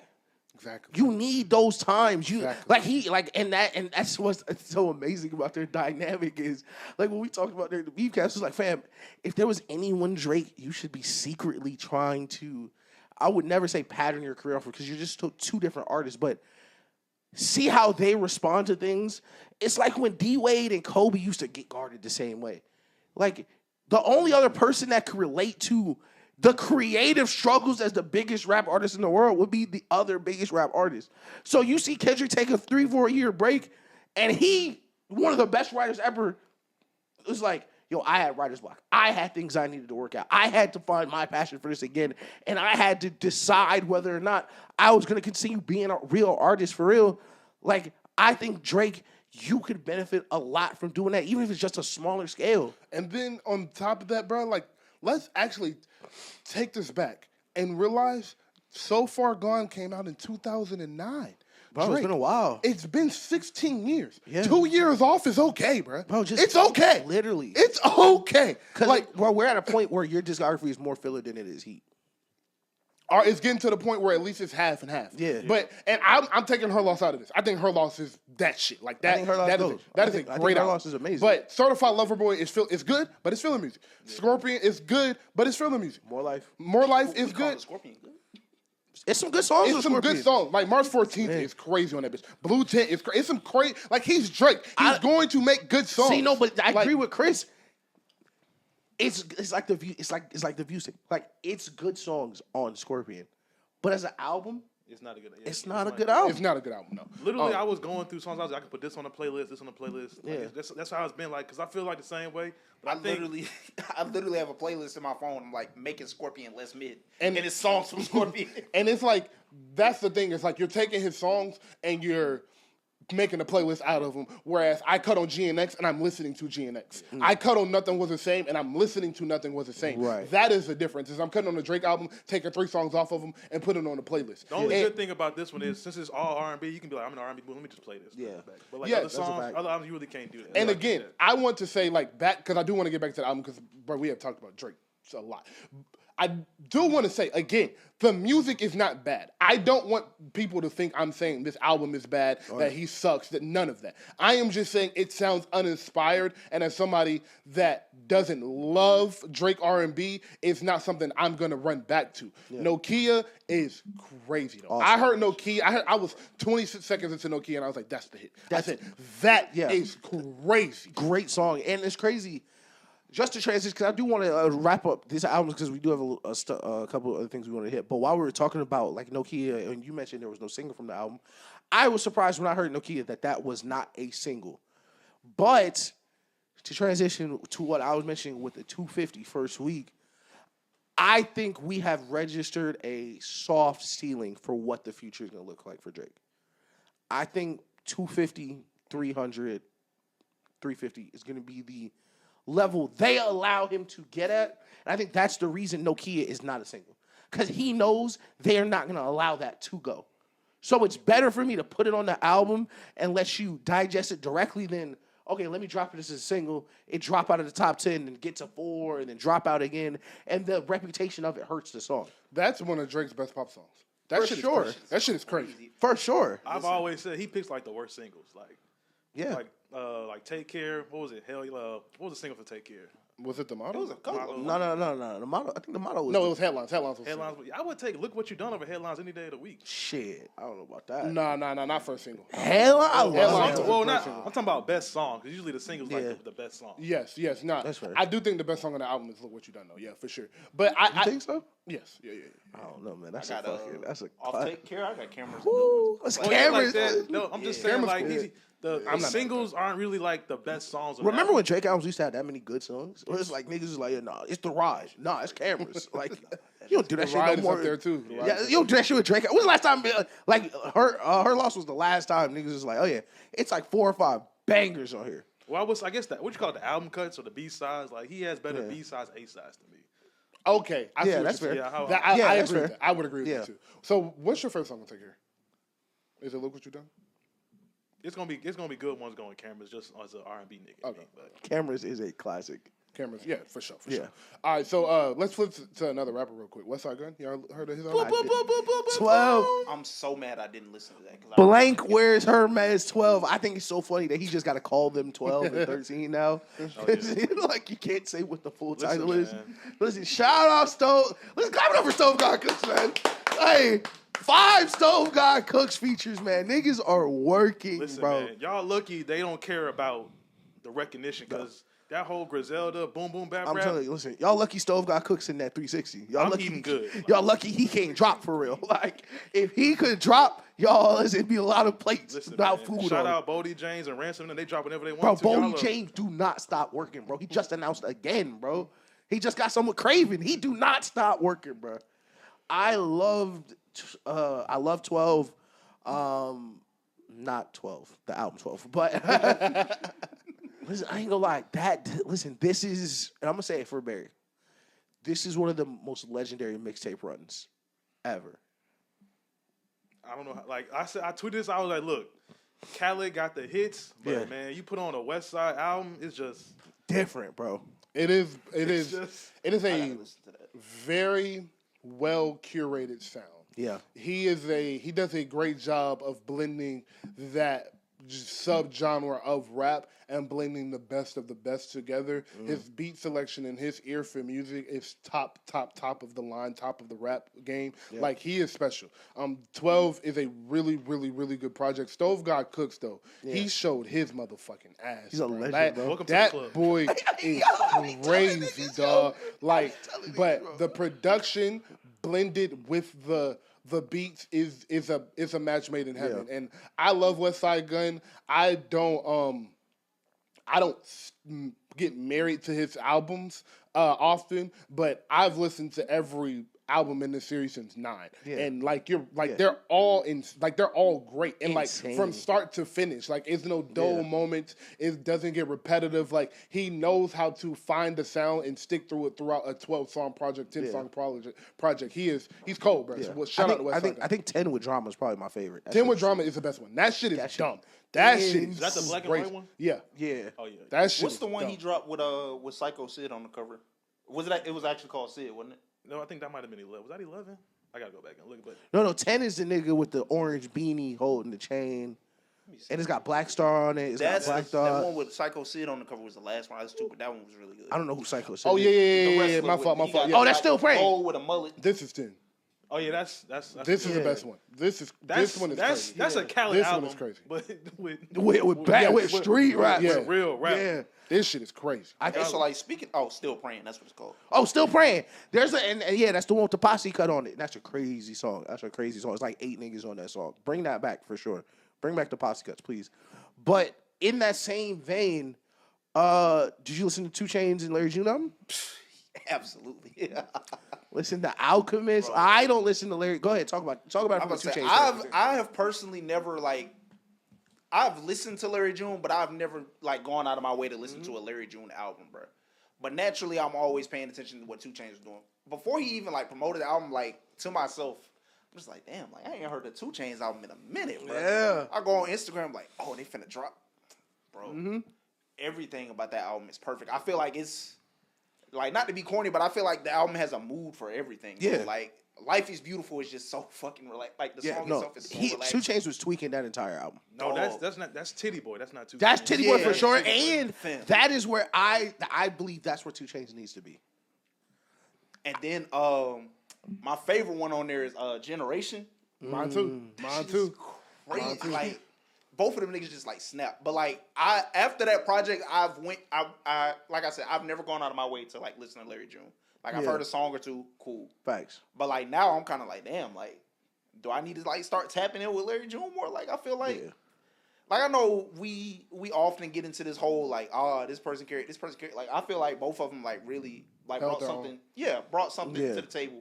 I was telling him because I was asking Tyrone if he had heard it, and he was he said nah, and I was because he was I've listened to Larry June and I don't really like the monotone shit, and I was I get it because he is monotone on this album too, but the blend of 2 Chainz southern strong swag, accent and swag mixed with the monotone and then the soft melodic Alchemist beats, it's everything just blended together perfectly on that album. That was really, they did a great job curating that album as well. And like I said last week, I just think 2 Chainz is one of the best and most underrated rappers we have. Yeah. I agree with Ish. 2 Chainz 43, 44, but bro, you did the hits. We know you can do a hits. Yeah. I think he should get with Out and do an Out Conductor type album, and that would be received well by the people he care about opinions. That sound is for him because every album I want to say since Rapper Go to the League, he's had a boom bap type song on it. Because Vlad TV on Dope Don't Sell Itself is crazy. And who is on Vlad TV? Stove. Yeah. Listen, anywhere Stove God Cooks go. You want to apologize now, right? Hold on. For what?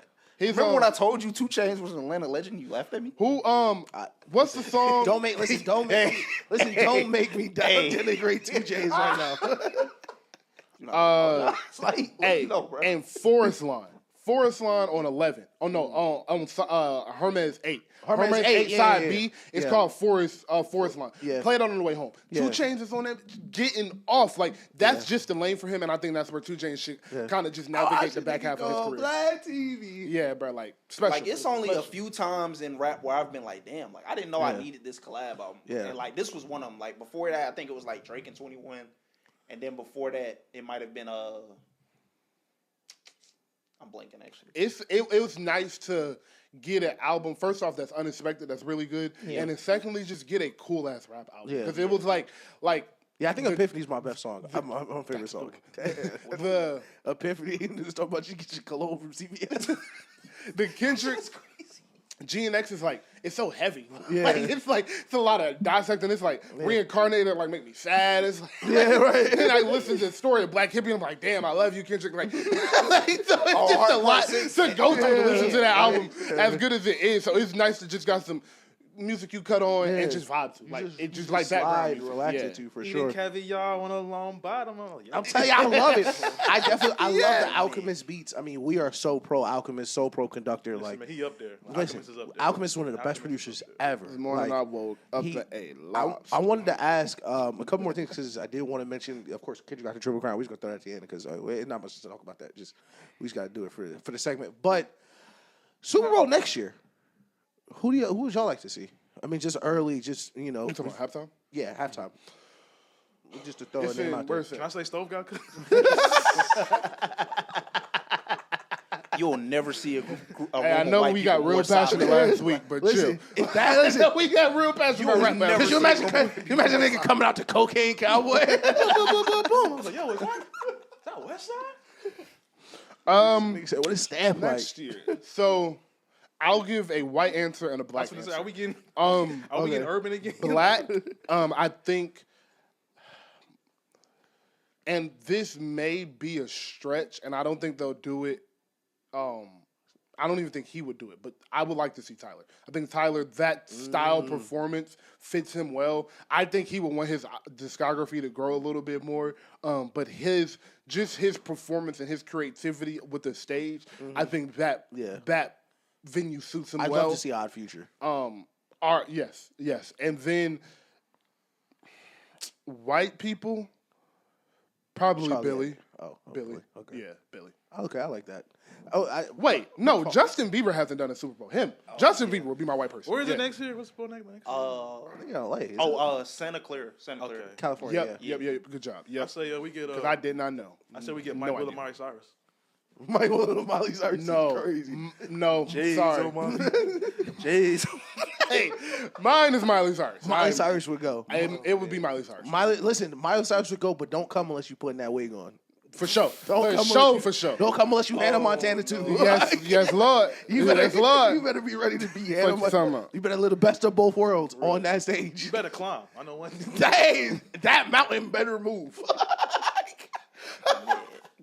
And in this USA, it better be a party. I think I'm gonna have my answer is gonna be for both. I want to see Pharrell do it really bad. Oh, that's a good thing. I was gonna say I would like to see like a DJ cut of just. I want to see different people come out, but I don't know if we can afford. I want to see Pharrell do it because I think this year he was, of course, he wasn't gonna do it this year, but he had the movie. The movie ended up doing pretty well, even though it's a Lego movie. Like, I think he has, of course, not only the catalog, but I think he has enough solo Pharrell songs where it wasn't like the Dr. Dre shit or it was just a bunch of niggas that you knew on the stage. He could do it with Clips and like 2 other artists. Like it wouldn't have to be that many. 1,000%. Because he's cold. And then he got Happy, Lucky, Beautiful. I'll say Timberland. Let Timberland do a set out there. That might be cool. That's a good one. That's a good one. Yeah, that's a good. He has a lot of people he can bring. Also, somebody else I think they can do it, but I don't know if her time has passed. But Missy Elliott would go. Oh, yeah. That's why I said Timberland. As a feature though, probably. Yeah, it might be too late for her. Yeah, solo. that's the only problem. It's too late. I'm trying to think of a good white answer. Bieber's a really good one. Bieber, Miley, and Billy would be those. This is such a good answer because the immediate Negro mind is to say, no way, he's not big enough. But Post Malone. I can see that. I can see them niggas saying Post Malone, and I'd be like, why the fuck is Post Malone there? But he makes perfect white people sense. Do you know Post Malone has 10 diamonds? Yeah, that's what I'm saying. Like, I Post found that out Malone, last night. Post Malone, go. What? Yeah. So yes, I do think I actually think Post Malone might be the person. Yeah, Post Malone. Yeah, I mean he had the commercials this year too. Like, yes, Post Malone is white people's superhero. Just give me White Iverson, please. I just need to hear White Iverson. listen, and you know what? Y'all gotta stop hating on that song. That shit goes. Hey, bro, I don't know. So I'm gonna be honest. I don't know why people hate Post Malone. Post Malone didn't do nothing wrong. Like, I don't understand like why people get mad at white people going to do white people shit. Like he was like they was like, oh, he explored rap music and used this, and I was like, well, like we brought the music. Like he didn't make us buy the music. He didn't put a gun to our head. The music was good. We brought it, and then he went to make more music. You know what's so funny? Like niggas like the Tommy Richmond thing. Like, I don't like what Tommy Richmond said because he kept making black music. Post Malone was like, yo, I'm not a rapper. Stop rapping. I'm cool with that. I'm cool with that. It ain't like he just said like fuck rap. Like it was all right, like I'm gonna go strum a guitar now. He was like, you know what? Y'all right. Y'all got it. Like, and he just stopped rapping. Yeah, like that is acceptable for me. Like I do not have a problem with that at all. So and when he did rap, that shit went. I mean, it was good. Have y'all heard Money Made Me Do It? Bro, I said rest in peace to the bank. That shit was hard. Listen, I Fall Apart, classic. Classic. That album is really fucking good. Like, yo, shout out Post Malone. Do the Super Bowl, bro. Like, let's get a hashtag going, guys. yo, for real. Oh man. All right, so let's go. Good answer. Let's go. That was a great answer. Drewski could have been Muff. We're just doing quick hitters at this point. I have not watched that. Hilarious. But I've heard it's hilarious. Drewski's going to hell. Drewski's going to hell. So it's a dating show. 14 of the 17 contestants are studs. Like they're not like regular They're women. not women. Like, listen, Drewski no. is crazy, Damn, bro. yo, like the Asian, bro. Did you see the Asian? Did you see the clip of the Asian? Bro. Fam, she get off the bus sounding like J. Jonah Jameson. Like, she get on the bus like, yo, what's up, Ak? What's up, nigga? Not on my algorithm, guys. Not on my algorithm. Y'all can have that. Twin. It's crazy because, like, I really don't think Drews could be trolling no more, bro. Like, he's one of the funniest people ever. I know, like, he has crossed the threshold of just a funny internet personality to one of the funniest people that has ever existed. Ever. Like, when I tell you that nigga, bro, he had a midget, and so he was like, come here, girl, and picked her up and sat her on his lap and bit her leg like a piece of chicken, bro. Like, he's so crazy. It was like, why did you do that? That nigga is not a real Bro, yo, them giving out the All-Star Game trophy and him, like, up at the front thinking he won the celebrity trophy. Bro, yo, shout out Drewski, bro. Drewski funny. Drewski's not seeing heaven, bro. Shout out to Drewski. I don't think he be trolling, bro. Like, I think he be dead ass for some of that shit. Trey Rags walk so Drewski could run. Like. Man, what? Lil Wayne hosted First Things First. That was hilarious if y'all saw that. Oh, Kendrick, 3 albums in the top 10. First male artist ever to do that. I think living. Nice.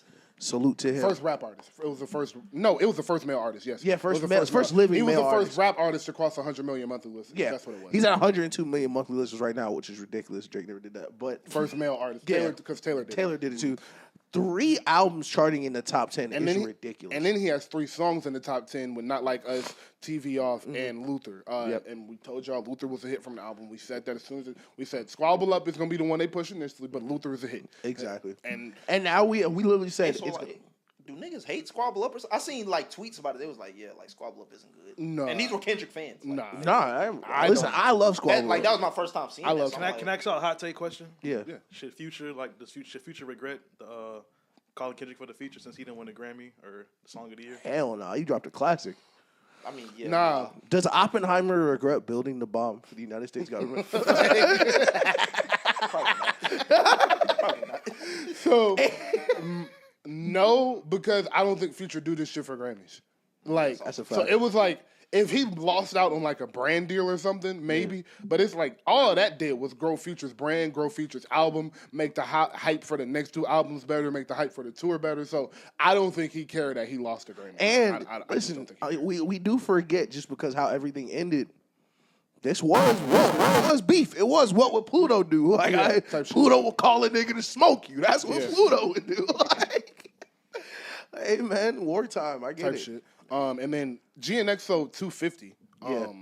Which was crazy. Did 100 something from the vinyls. Yeah, did 100 something from the vinyls, and people was acting like that was like, It was like, nigga, he sold 100,000 vinyls. What are you fucking talking about? Those things aren't cheap. Bitches, it's $50. It's crazy. So this is the first time we've had. The reason I ain't got a collection. It feels dog. It feels like it's been like a month since it happened. But so like, how did y'all feel about the halftime show? Great. My only thing was I get the message. I just wish you'd have did like all right, like some older songs. But I mean, That's it was fair. good. I liked it. Yeah, I enjoyed it for the most part. The environment in which I was in, like it, like you know what I'm saying. I wasn't like at home, like just watching it alone. Yeah. But like I was around like a bunch of people. It seemed like everybody enjoyed it, so I would have to watch it back to see like because I saw there was complaints about the songs he did, but like to me, I guess like we're more so like deep cut type people. So like when I'm hearing some of these songs, I'm like, oh, okay, like yeah. It's crazy. I was watching. I forget what news thing I was watching, but it was some Australian news. But they were talking about the halftime show, and they were like saying they couldn't understand him. And they played the clip of like the announcer was talking about the part they couldn't understand, and it was Man at the Garden. And I'm watching the clip, and he's 1,000% like I understood every word he said. And the clip ends, and they're like, "Yeah, what was that?" Well, y'all don't hear this nigga? Like this nigga's going crazy. Yeah, like that nigga is spazzing right now. I did it with integrity, and niggas still won't hate on me. Yeah, like he enunciated all those words like perfectly. Like, but yeah, It's like when somebody walks up to you who's not from Atlanta and be like, "What did you just like, bro?" Yeah, 1,000. Like, Remember the Young Thug shit? That's so funny. But niggas used to pretend like they didn't understand what Thug was saying. I thought that was so crazy. yeah, I was around people too when it happened, and like 75% of the halftime show was everybody being like, "Oh shit, he just said that nigga's name." Like, oh my god, like that was like 80% of the halftime show for me. Like, That was, it was, in hindsight, like, I still stand on everything I said, but, like, as far as, like, a halftime show, it was a really good performance. Like, just, like, from breath control to the movement to the dancing to the choreography, everything was a very professional, took this serious type performance, just on that aspect of it. So, I completely enjoyed it. yeah. How did you feel about the chat nigga getting, like, called out for what happened? So the NFL announced they was investigating which chat nigga leaked the Super Bowl. I didn't hear that. But yeah, the NFL announced they're investigating it. So that's crazy. You know, listen, good luck to whatever happens when they find that nigga. They might waterboard that nigga. He has been tripping lately. That's all I'm gonna say. Listen, could you imagine putting your life on the line to get at that info? He like, yeah, it was a nigga at the stadium. We tapped in. Like, yo, what are you telling people? Like, Please, just pipe down. And it was probably just some like regular ass stadium. bro, you know it. Niggas do that shit all fam, the time. You know it's like some 23-year-old nigga who just like acts Just a some- lot. yeah. Like, How much do you think he did it for? Bro, I don't think he. I think he did that shit for the love of the game. Yeah, he funny probably thing, did I don't that think shit he. I do not think he got paid. He probably did that Which shit would for be free. a mistake. I think he did that shit for the love of he the probably- game. But like- he should have gotten paid. Like you said, it's probably a 22, 23-year-old that just do that on the part-time and did not think anything of it. Like, did not think anything would come up. Thought that shit would be cool. Yeah. Like, yo, we gonna- I say this because like we, you know what I'm saying, we know people who work at like State Farm or whatever, and they just like maybe it's a concert setup. They take a picture of it, like, oh yeah, I'm setting Yeah, up a exactly, concert. Like, exactly. Yeah, no, that's crazy. That is funny, like, because we do know them niggas now. Listen, they go top 4 horses to that nigga. Make them run in all directions. Yeah, run them in all directions. He ain't lying. The funniest tweet from all this was like, yo, y'all think the NFL scared of niggas? The NFL beating CTE right now. Salute the Hove. Salute to all, yeah. They tried to take Hove from They us. tried to take Hove. They tried to and take y'all Hove rejoiced from at us. it. Y'all bro. rejoiced that at the shit thought was of crazy. it. That Y'all shit boys are was something nasty, different, man. bro. Salute the Hove. We love you, boy. And ASAP. Hey, free salute- ASAP. Hey, ASAP. ASAP, I want you to know I understand, nigga. Like the way you dove into them stands, I understand, nigga. Because if I had to do a bid that was gonna take me away from Rihanna for 20+ years, Because you're not coming back to Rihanna. She's not waiting for you. He not dove waiting into them stands like Reggie Bush on the sideline. Nigga, Boy, Lambo that motherfucker right there. Nigga, I Lambo salute to him. Salute, yo, Rocky. you I see hit an the, L2 square. you see the video. Y'all seen the video where like he's just like waiting on the sentence. They said like you could see him from behind, just like breathing hard as fuck, bro. Like, Bro, you know that how nigga fucking is scary that stressed. You know how scary that must be? Like, Dog. I was scared for a parking ticket. Let me tell you. bro, like, You know, imagine that nigga up there, Like, like, not all right, only are you at risk of doing a bid, but you 14 at risk of doing the bid, and Rihanna is your wife, 14 my nigga. years, like, bro, that's 14 years is a long time. Man, 14 years a minute, nigga. Like, Give me 14 if you went to minutes. jail for 14 years, you miss Lil Wayne and Drake like prime damn near. Like imagine you go to jail and 50 Cent out and you come back and Drake number 1. You missed the whole MCU run. Like, yo, you missed everything. I mean, shit. At least you getting out of LeBron still doing. Like, you went to jail. The Warriors trash. No matter when you went to jail, Bron's still LeBron's still out here, nigga. No matter when the fuck you went to jail, that nigga still playing. You get out of jail, this nigga got 70K in points now. When is he going to stop? That's the only thing Unc could rely on. Like, LeBron still playing? Yeah, he on the Lakers now. He on the Lakers now. That's all right. he was the first coach, GM. Man, that's funny as fuck. Oh shit. I'm trying to think, is there anything else? Top 3 East West. Y'all had that on there. Yep. 3 favorites in the West, 3 favorites in the East. Yeah, Chris, go. Out of the East, give me Cleveland. I do like the Knicks right now. I'll take Boston. Solid. As far as the West, OKC. Nice. I still feel good about the Lakers, regardless of the physical for Mark Williams failing. Agreed. I think he don't know if the Lakers realized that Charlotte showed them some sherm and then failed them on the physical. I Nothing doing. I don't think he failed the physical. No cap. I don't think he failed that. They probably think they overpaid. I think the Lakers looked around and was like, did we just pay this much for this nigga? Like, oh no, I think they figured out Charlotte sold them some sherm. Literally, bro. Other niggas on Twitter think they seen that nigga eye falling down and said, yeah, send that nigga back to Charlotte. Yeah, bro. Them niggas look at it like, bro, this not a pound, bro. But yeah, scale me up one more time. Give me OKC. Give me the Lakers, and then this is contingent upon the time that it takes him to come back because I mean Kyrie looks like he is a number 1 regardless of what people said. Yeah. Give me the Mavericks. Okay, but I that's like that. contingent upon when AD comes back as well. Okay, I like that. AD never coming back. The East, I think we'll have the same for the East. Cleveland is number 1. Boston is number 2. New York is number 3. In the West, OKC is number 1 for me. Denver is number 2. And I'm split between the Warriors and the Lakers for number 3 right now because I think the Lakers' 2 best players are better than the Warriors' 2 best players. Give me the Lakers in that 3rd spot. But I do think Draymond guaranteeing a championship this weekend was not as crazy. He writing checks, Steph. He always writing checks. Steph got as crazy as that sounds, I Steph do think, know that shit too. Yeah. I do think he feels something, and they saw something in that locker room. And this is the thing. I just don't think basketball teams are as good as they used to be. Like I don't. No one in the West scares me if they click how they're supposed to. So like if we get to the playoffs and they're the 9th seed fighting for the playoffs, I'm not walking in here like, oh, they're going to the finals. Yeah. But it's if they do what they are supposed to after this All-Star break and end up as a 6th seed, I'm going to think the Warriors can go to the finals. Right. Just like I'll probably think 5 teams in the West can go. So we're always kind of the same. Them last 2-3 minutes, do you got the best player on the court? Literally. So I think that is fun. The funniest thing about Draymond is always that, like, yo, y'all probably when we talking, come kill my uncle about it. Pussy. Like Steph ate that shit all night. Dead like, ass know that shit too. Like Steph just got finished playing an All-Star game. Like he come back, like, yeah, Draymond said y'all are gonna win the championship. Why? Like what? Like does he know something? I don't know. But I think this year?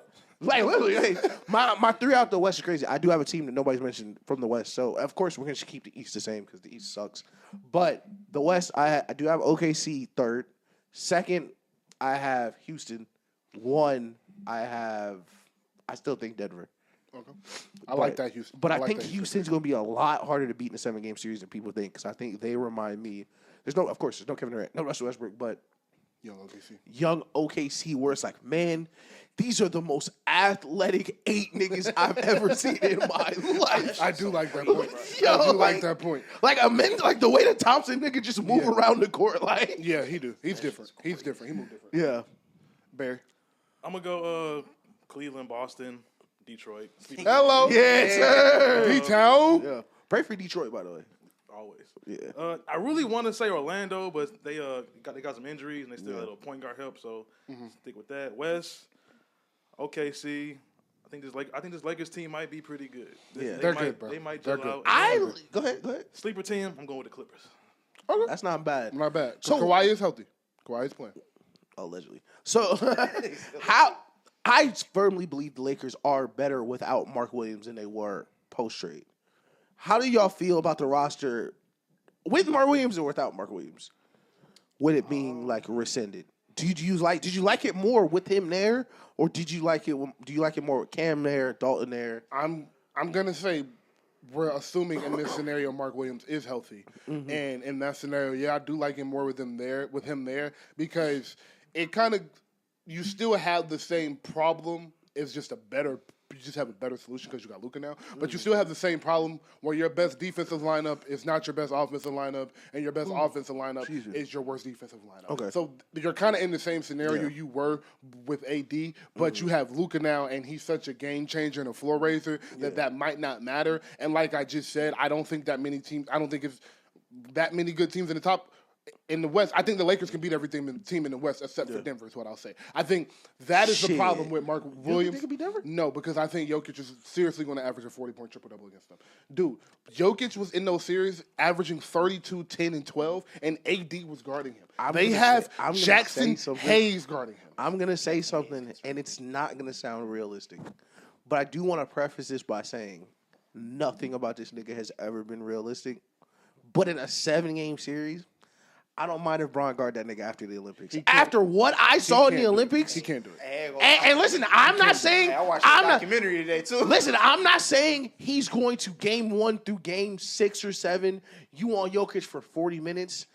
But fam, listen, that fourth quarter, we need 4 possessions on Jokic. We talking like Kawhi guarding Giannis. Like No. Listen, LeBron, listen, that's not DNA. That's USA in the blood. No. Like I love LeBron more than most people, bro. That nigga cannot guard Jokic. Hey man, that documentary. I watch him make Jokic look. I watch Jokic make AD look like he was a bottom tier defender in this league. That boy is different. I do agree that he was working AD out, but again, it's gonna sound crazy. I think AD and Bron are different type of defenders at this point in their career, at least. I think Bron right now, especially like the next couple months, is going to be Draymond, like Ben Wallace, like, yo, I am 260 solid. I'm doing the work early so I can meet your physicality with physicality. That's why I think his Jokic matchup in the Olympics didn't go as bad as, let's say, if we put Embiid on him or one of the other bigs if he was matched up with Jokic, just because his center of gravity is so lower than Jokic and he's so much stronger that he may be able to move him more than AD did. Yeah, I don't think he's stronger than Jokic. No, he's not, but I think he's stronger than AD. Okay. So I think in just the post-ups, he has a better chance than AD. Mm-hmm. I think in the whole court, AD has a bigger chance because he's so agile. Mm-hmm. But, hey, man, listen, if it's 4 minutes left in the game, listen. You got to do something. Got to put Bron. I put Bron on that nigga. I put Bron on that nigga on my solo. What if you run like 5 out and LeBron has to guard Jokic at the top of the key? That's beautiful. You're not going to get by Bron. I'm saying like back your defense is too vulnerable. That's what I'm saying. That's my point in the Denver matchup. I see what you're saying. But that's why I asked who y'all think, like, why do y'all feel about the trade? Because I love the idea of Cam Reddish being on the court with Luka. I love the idea of if they need a shooter, Dalton Connect being the shooter because he's 6'1", he's like 6, he's tall. I think the Lakers have an opportunity to be one of the biggest teams in the league where it's like, yeah, we're not going to keep up with Jamal Murray, but once he gets to the lane, everyone's 6'7", everyone's 6'8", you're going to have a better chance than if you were trying to meet them position for position. I'm going to take that Jamal Murray Dalton Connect matchup in the hole. That's my thing. The Lakers got some tall individuals, but I don't think they're rim protectors. So that's my thing. Like Jackson Hayes is their tallest individual on the team, and then after that, it's like Dorian Finney-Smith and Dalton Connect. These aren't rim protectors. I like them as perimeter defenders, but I think their paint is going to be too vulnerable to beat Denver. And that's what you notice. I mentioned another team because I think the offense is going to be so prolific. It's not going to really matter defensively. But with Denver, I do think it will matter with them, and that's the only team I think will beat them. And it's crazy. Like, I think they have the best chance to beat them other than the other teams. Seriously. But OKC will beat Denver. I think OKC will beat Denver. And OKC don't have. I think OKC way too small. That's crazy. OKC has 3 7-footers. Who? Chet Isaiah, and Daniel Tice. Hurt. They got Daniel Tice. No, Chet is not. Daniel hurt. Tice is 6'8". Chet is not hurt. Chet is not hurt, and he's just not playing back to back. And Hartenstein is. Well, if they're back, because they've been playing small all year.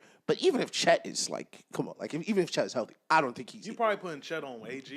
Chet is not guarding Jokic. No, he's guarding Aaron Gordon, but but I like Isaiah Hartenstein, and I like Shea. I think Shea is an incredible basketball player. I think that's true. I think Shea showed me something in the playoffs. This is why I'm saying this. That's because of his nothing he's done this year. It is what I saw last year in the playoffs when he had just touched the playoffs as SGA for real. I'm probably one of the people that's like still waiting on SGA, but I'm early on a lot of people, so I'm fine being a little late on SGA because It's gonna come down to is the foul baiting gonna work in the playoffs. Listen, you can quote it, but hey, listen, that shit is real. That shit is real, bro. And we have seen stars who do, even if they're not doing it on purpose. Like even if Shea isn't foul baiting, if it's built up after a certain point, it is a part of what you expect to happen in the game, even if you're not foul baiting. So if he gets to a series where he's expecting calls to be called and they're not being called, I think that could frustrate him like it did last year. Yeah, exactly. And it happened last year versus PJ Washington. I think it is I think it's still a big question for me.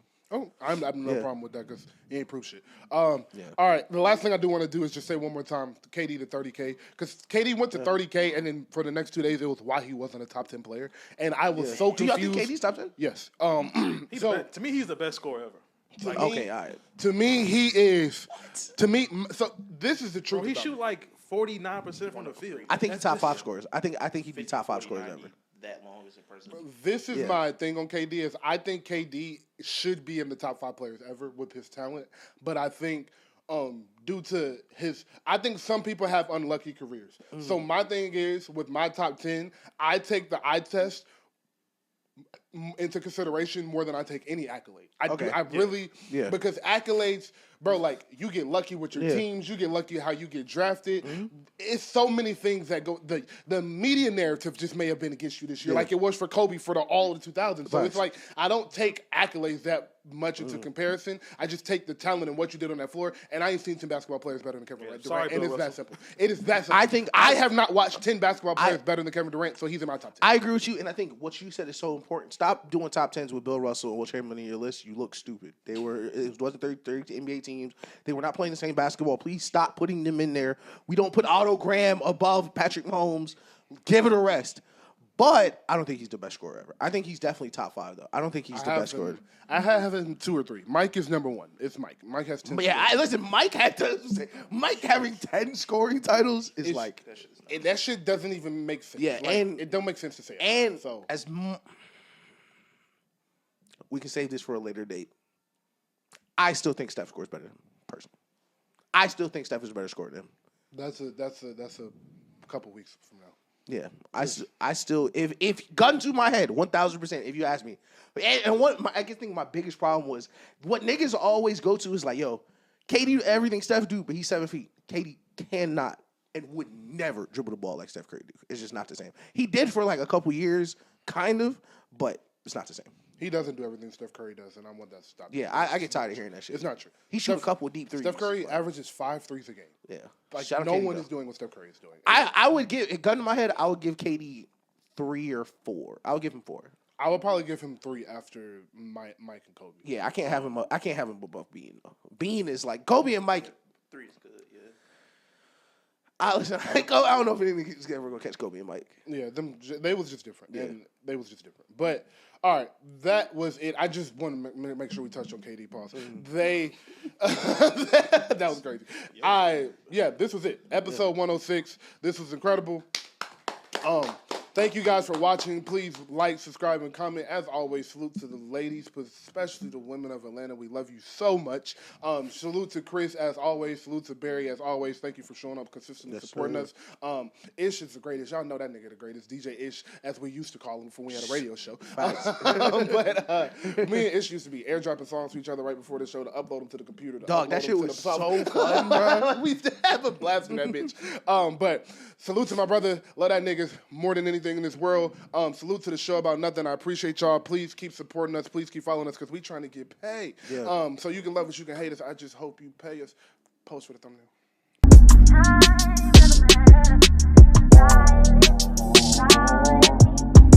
On my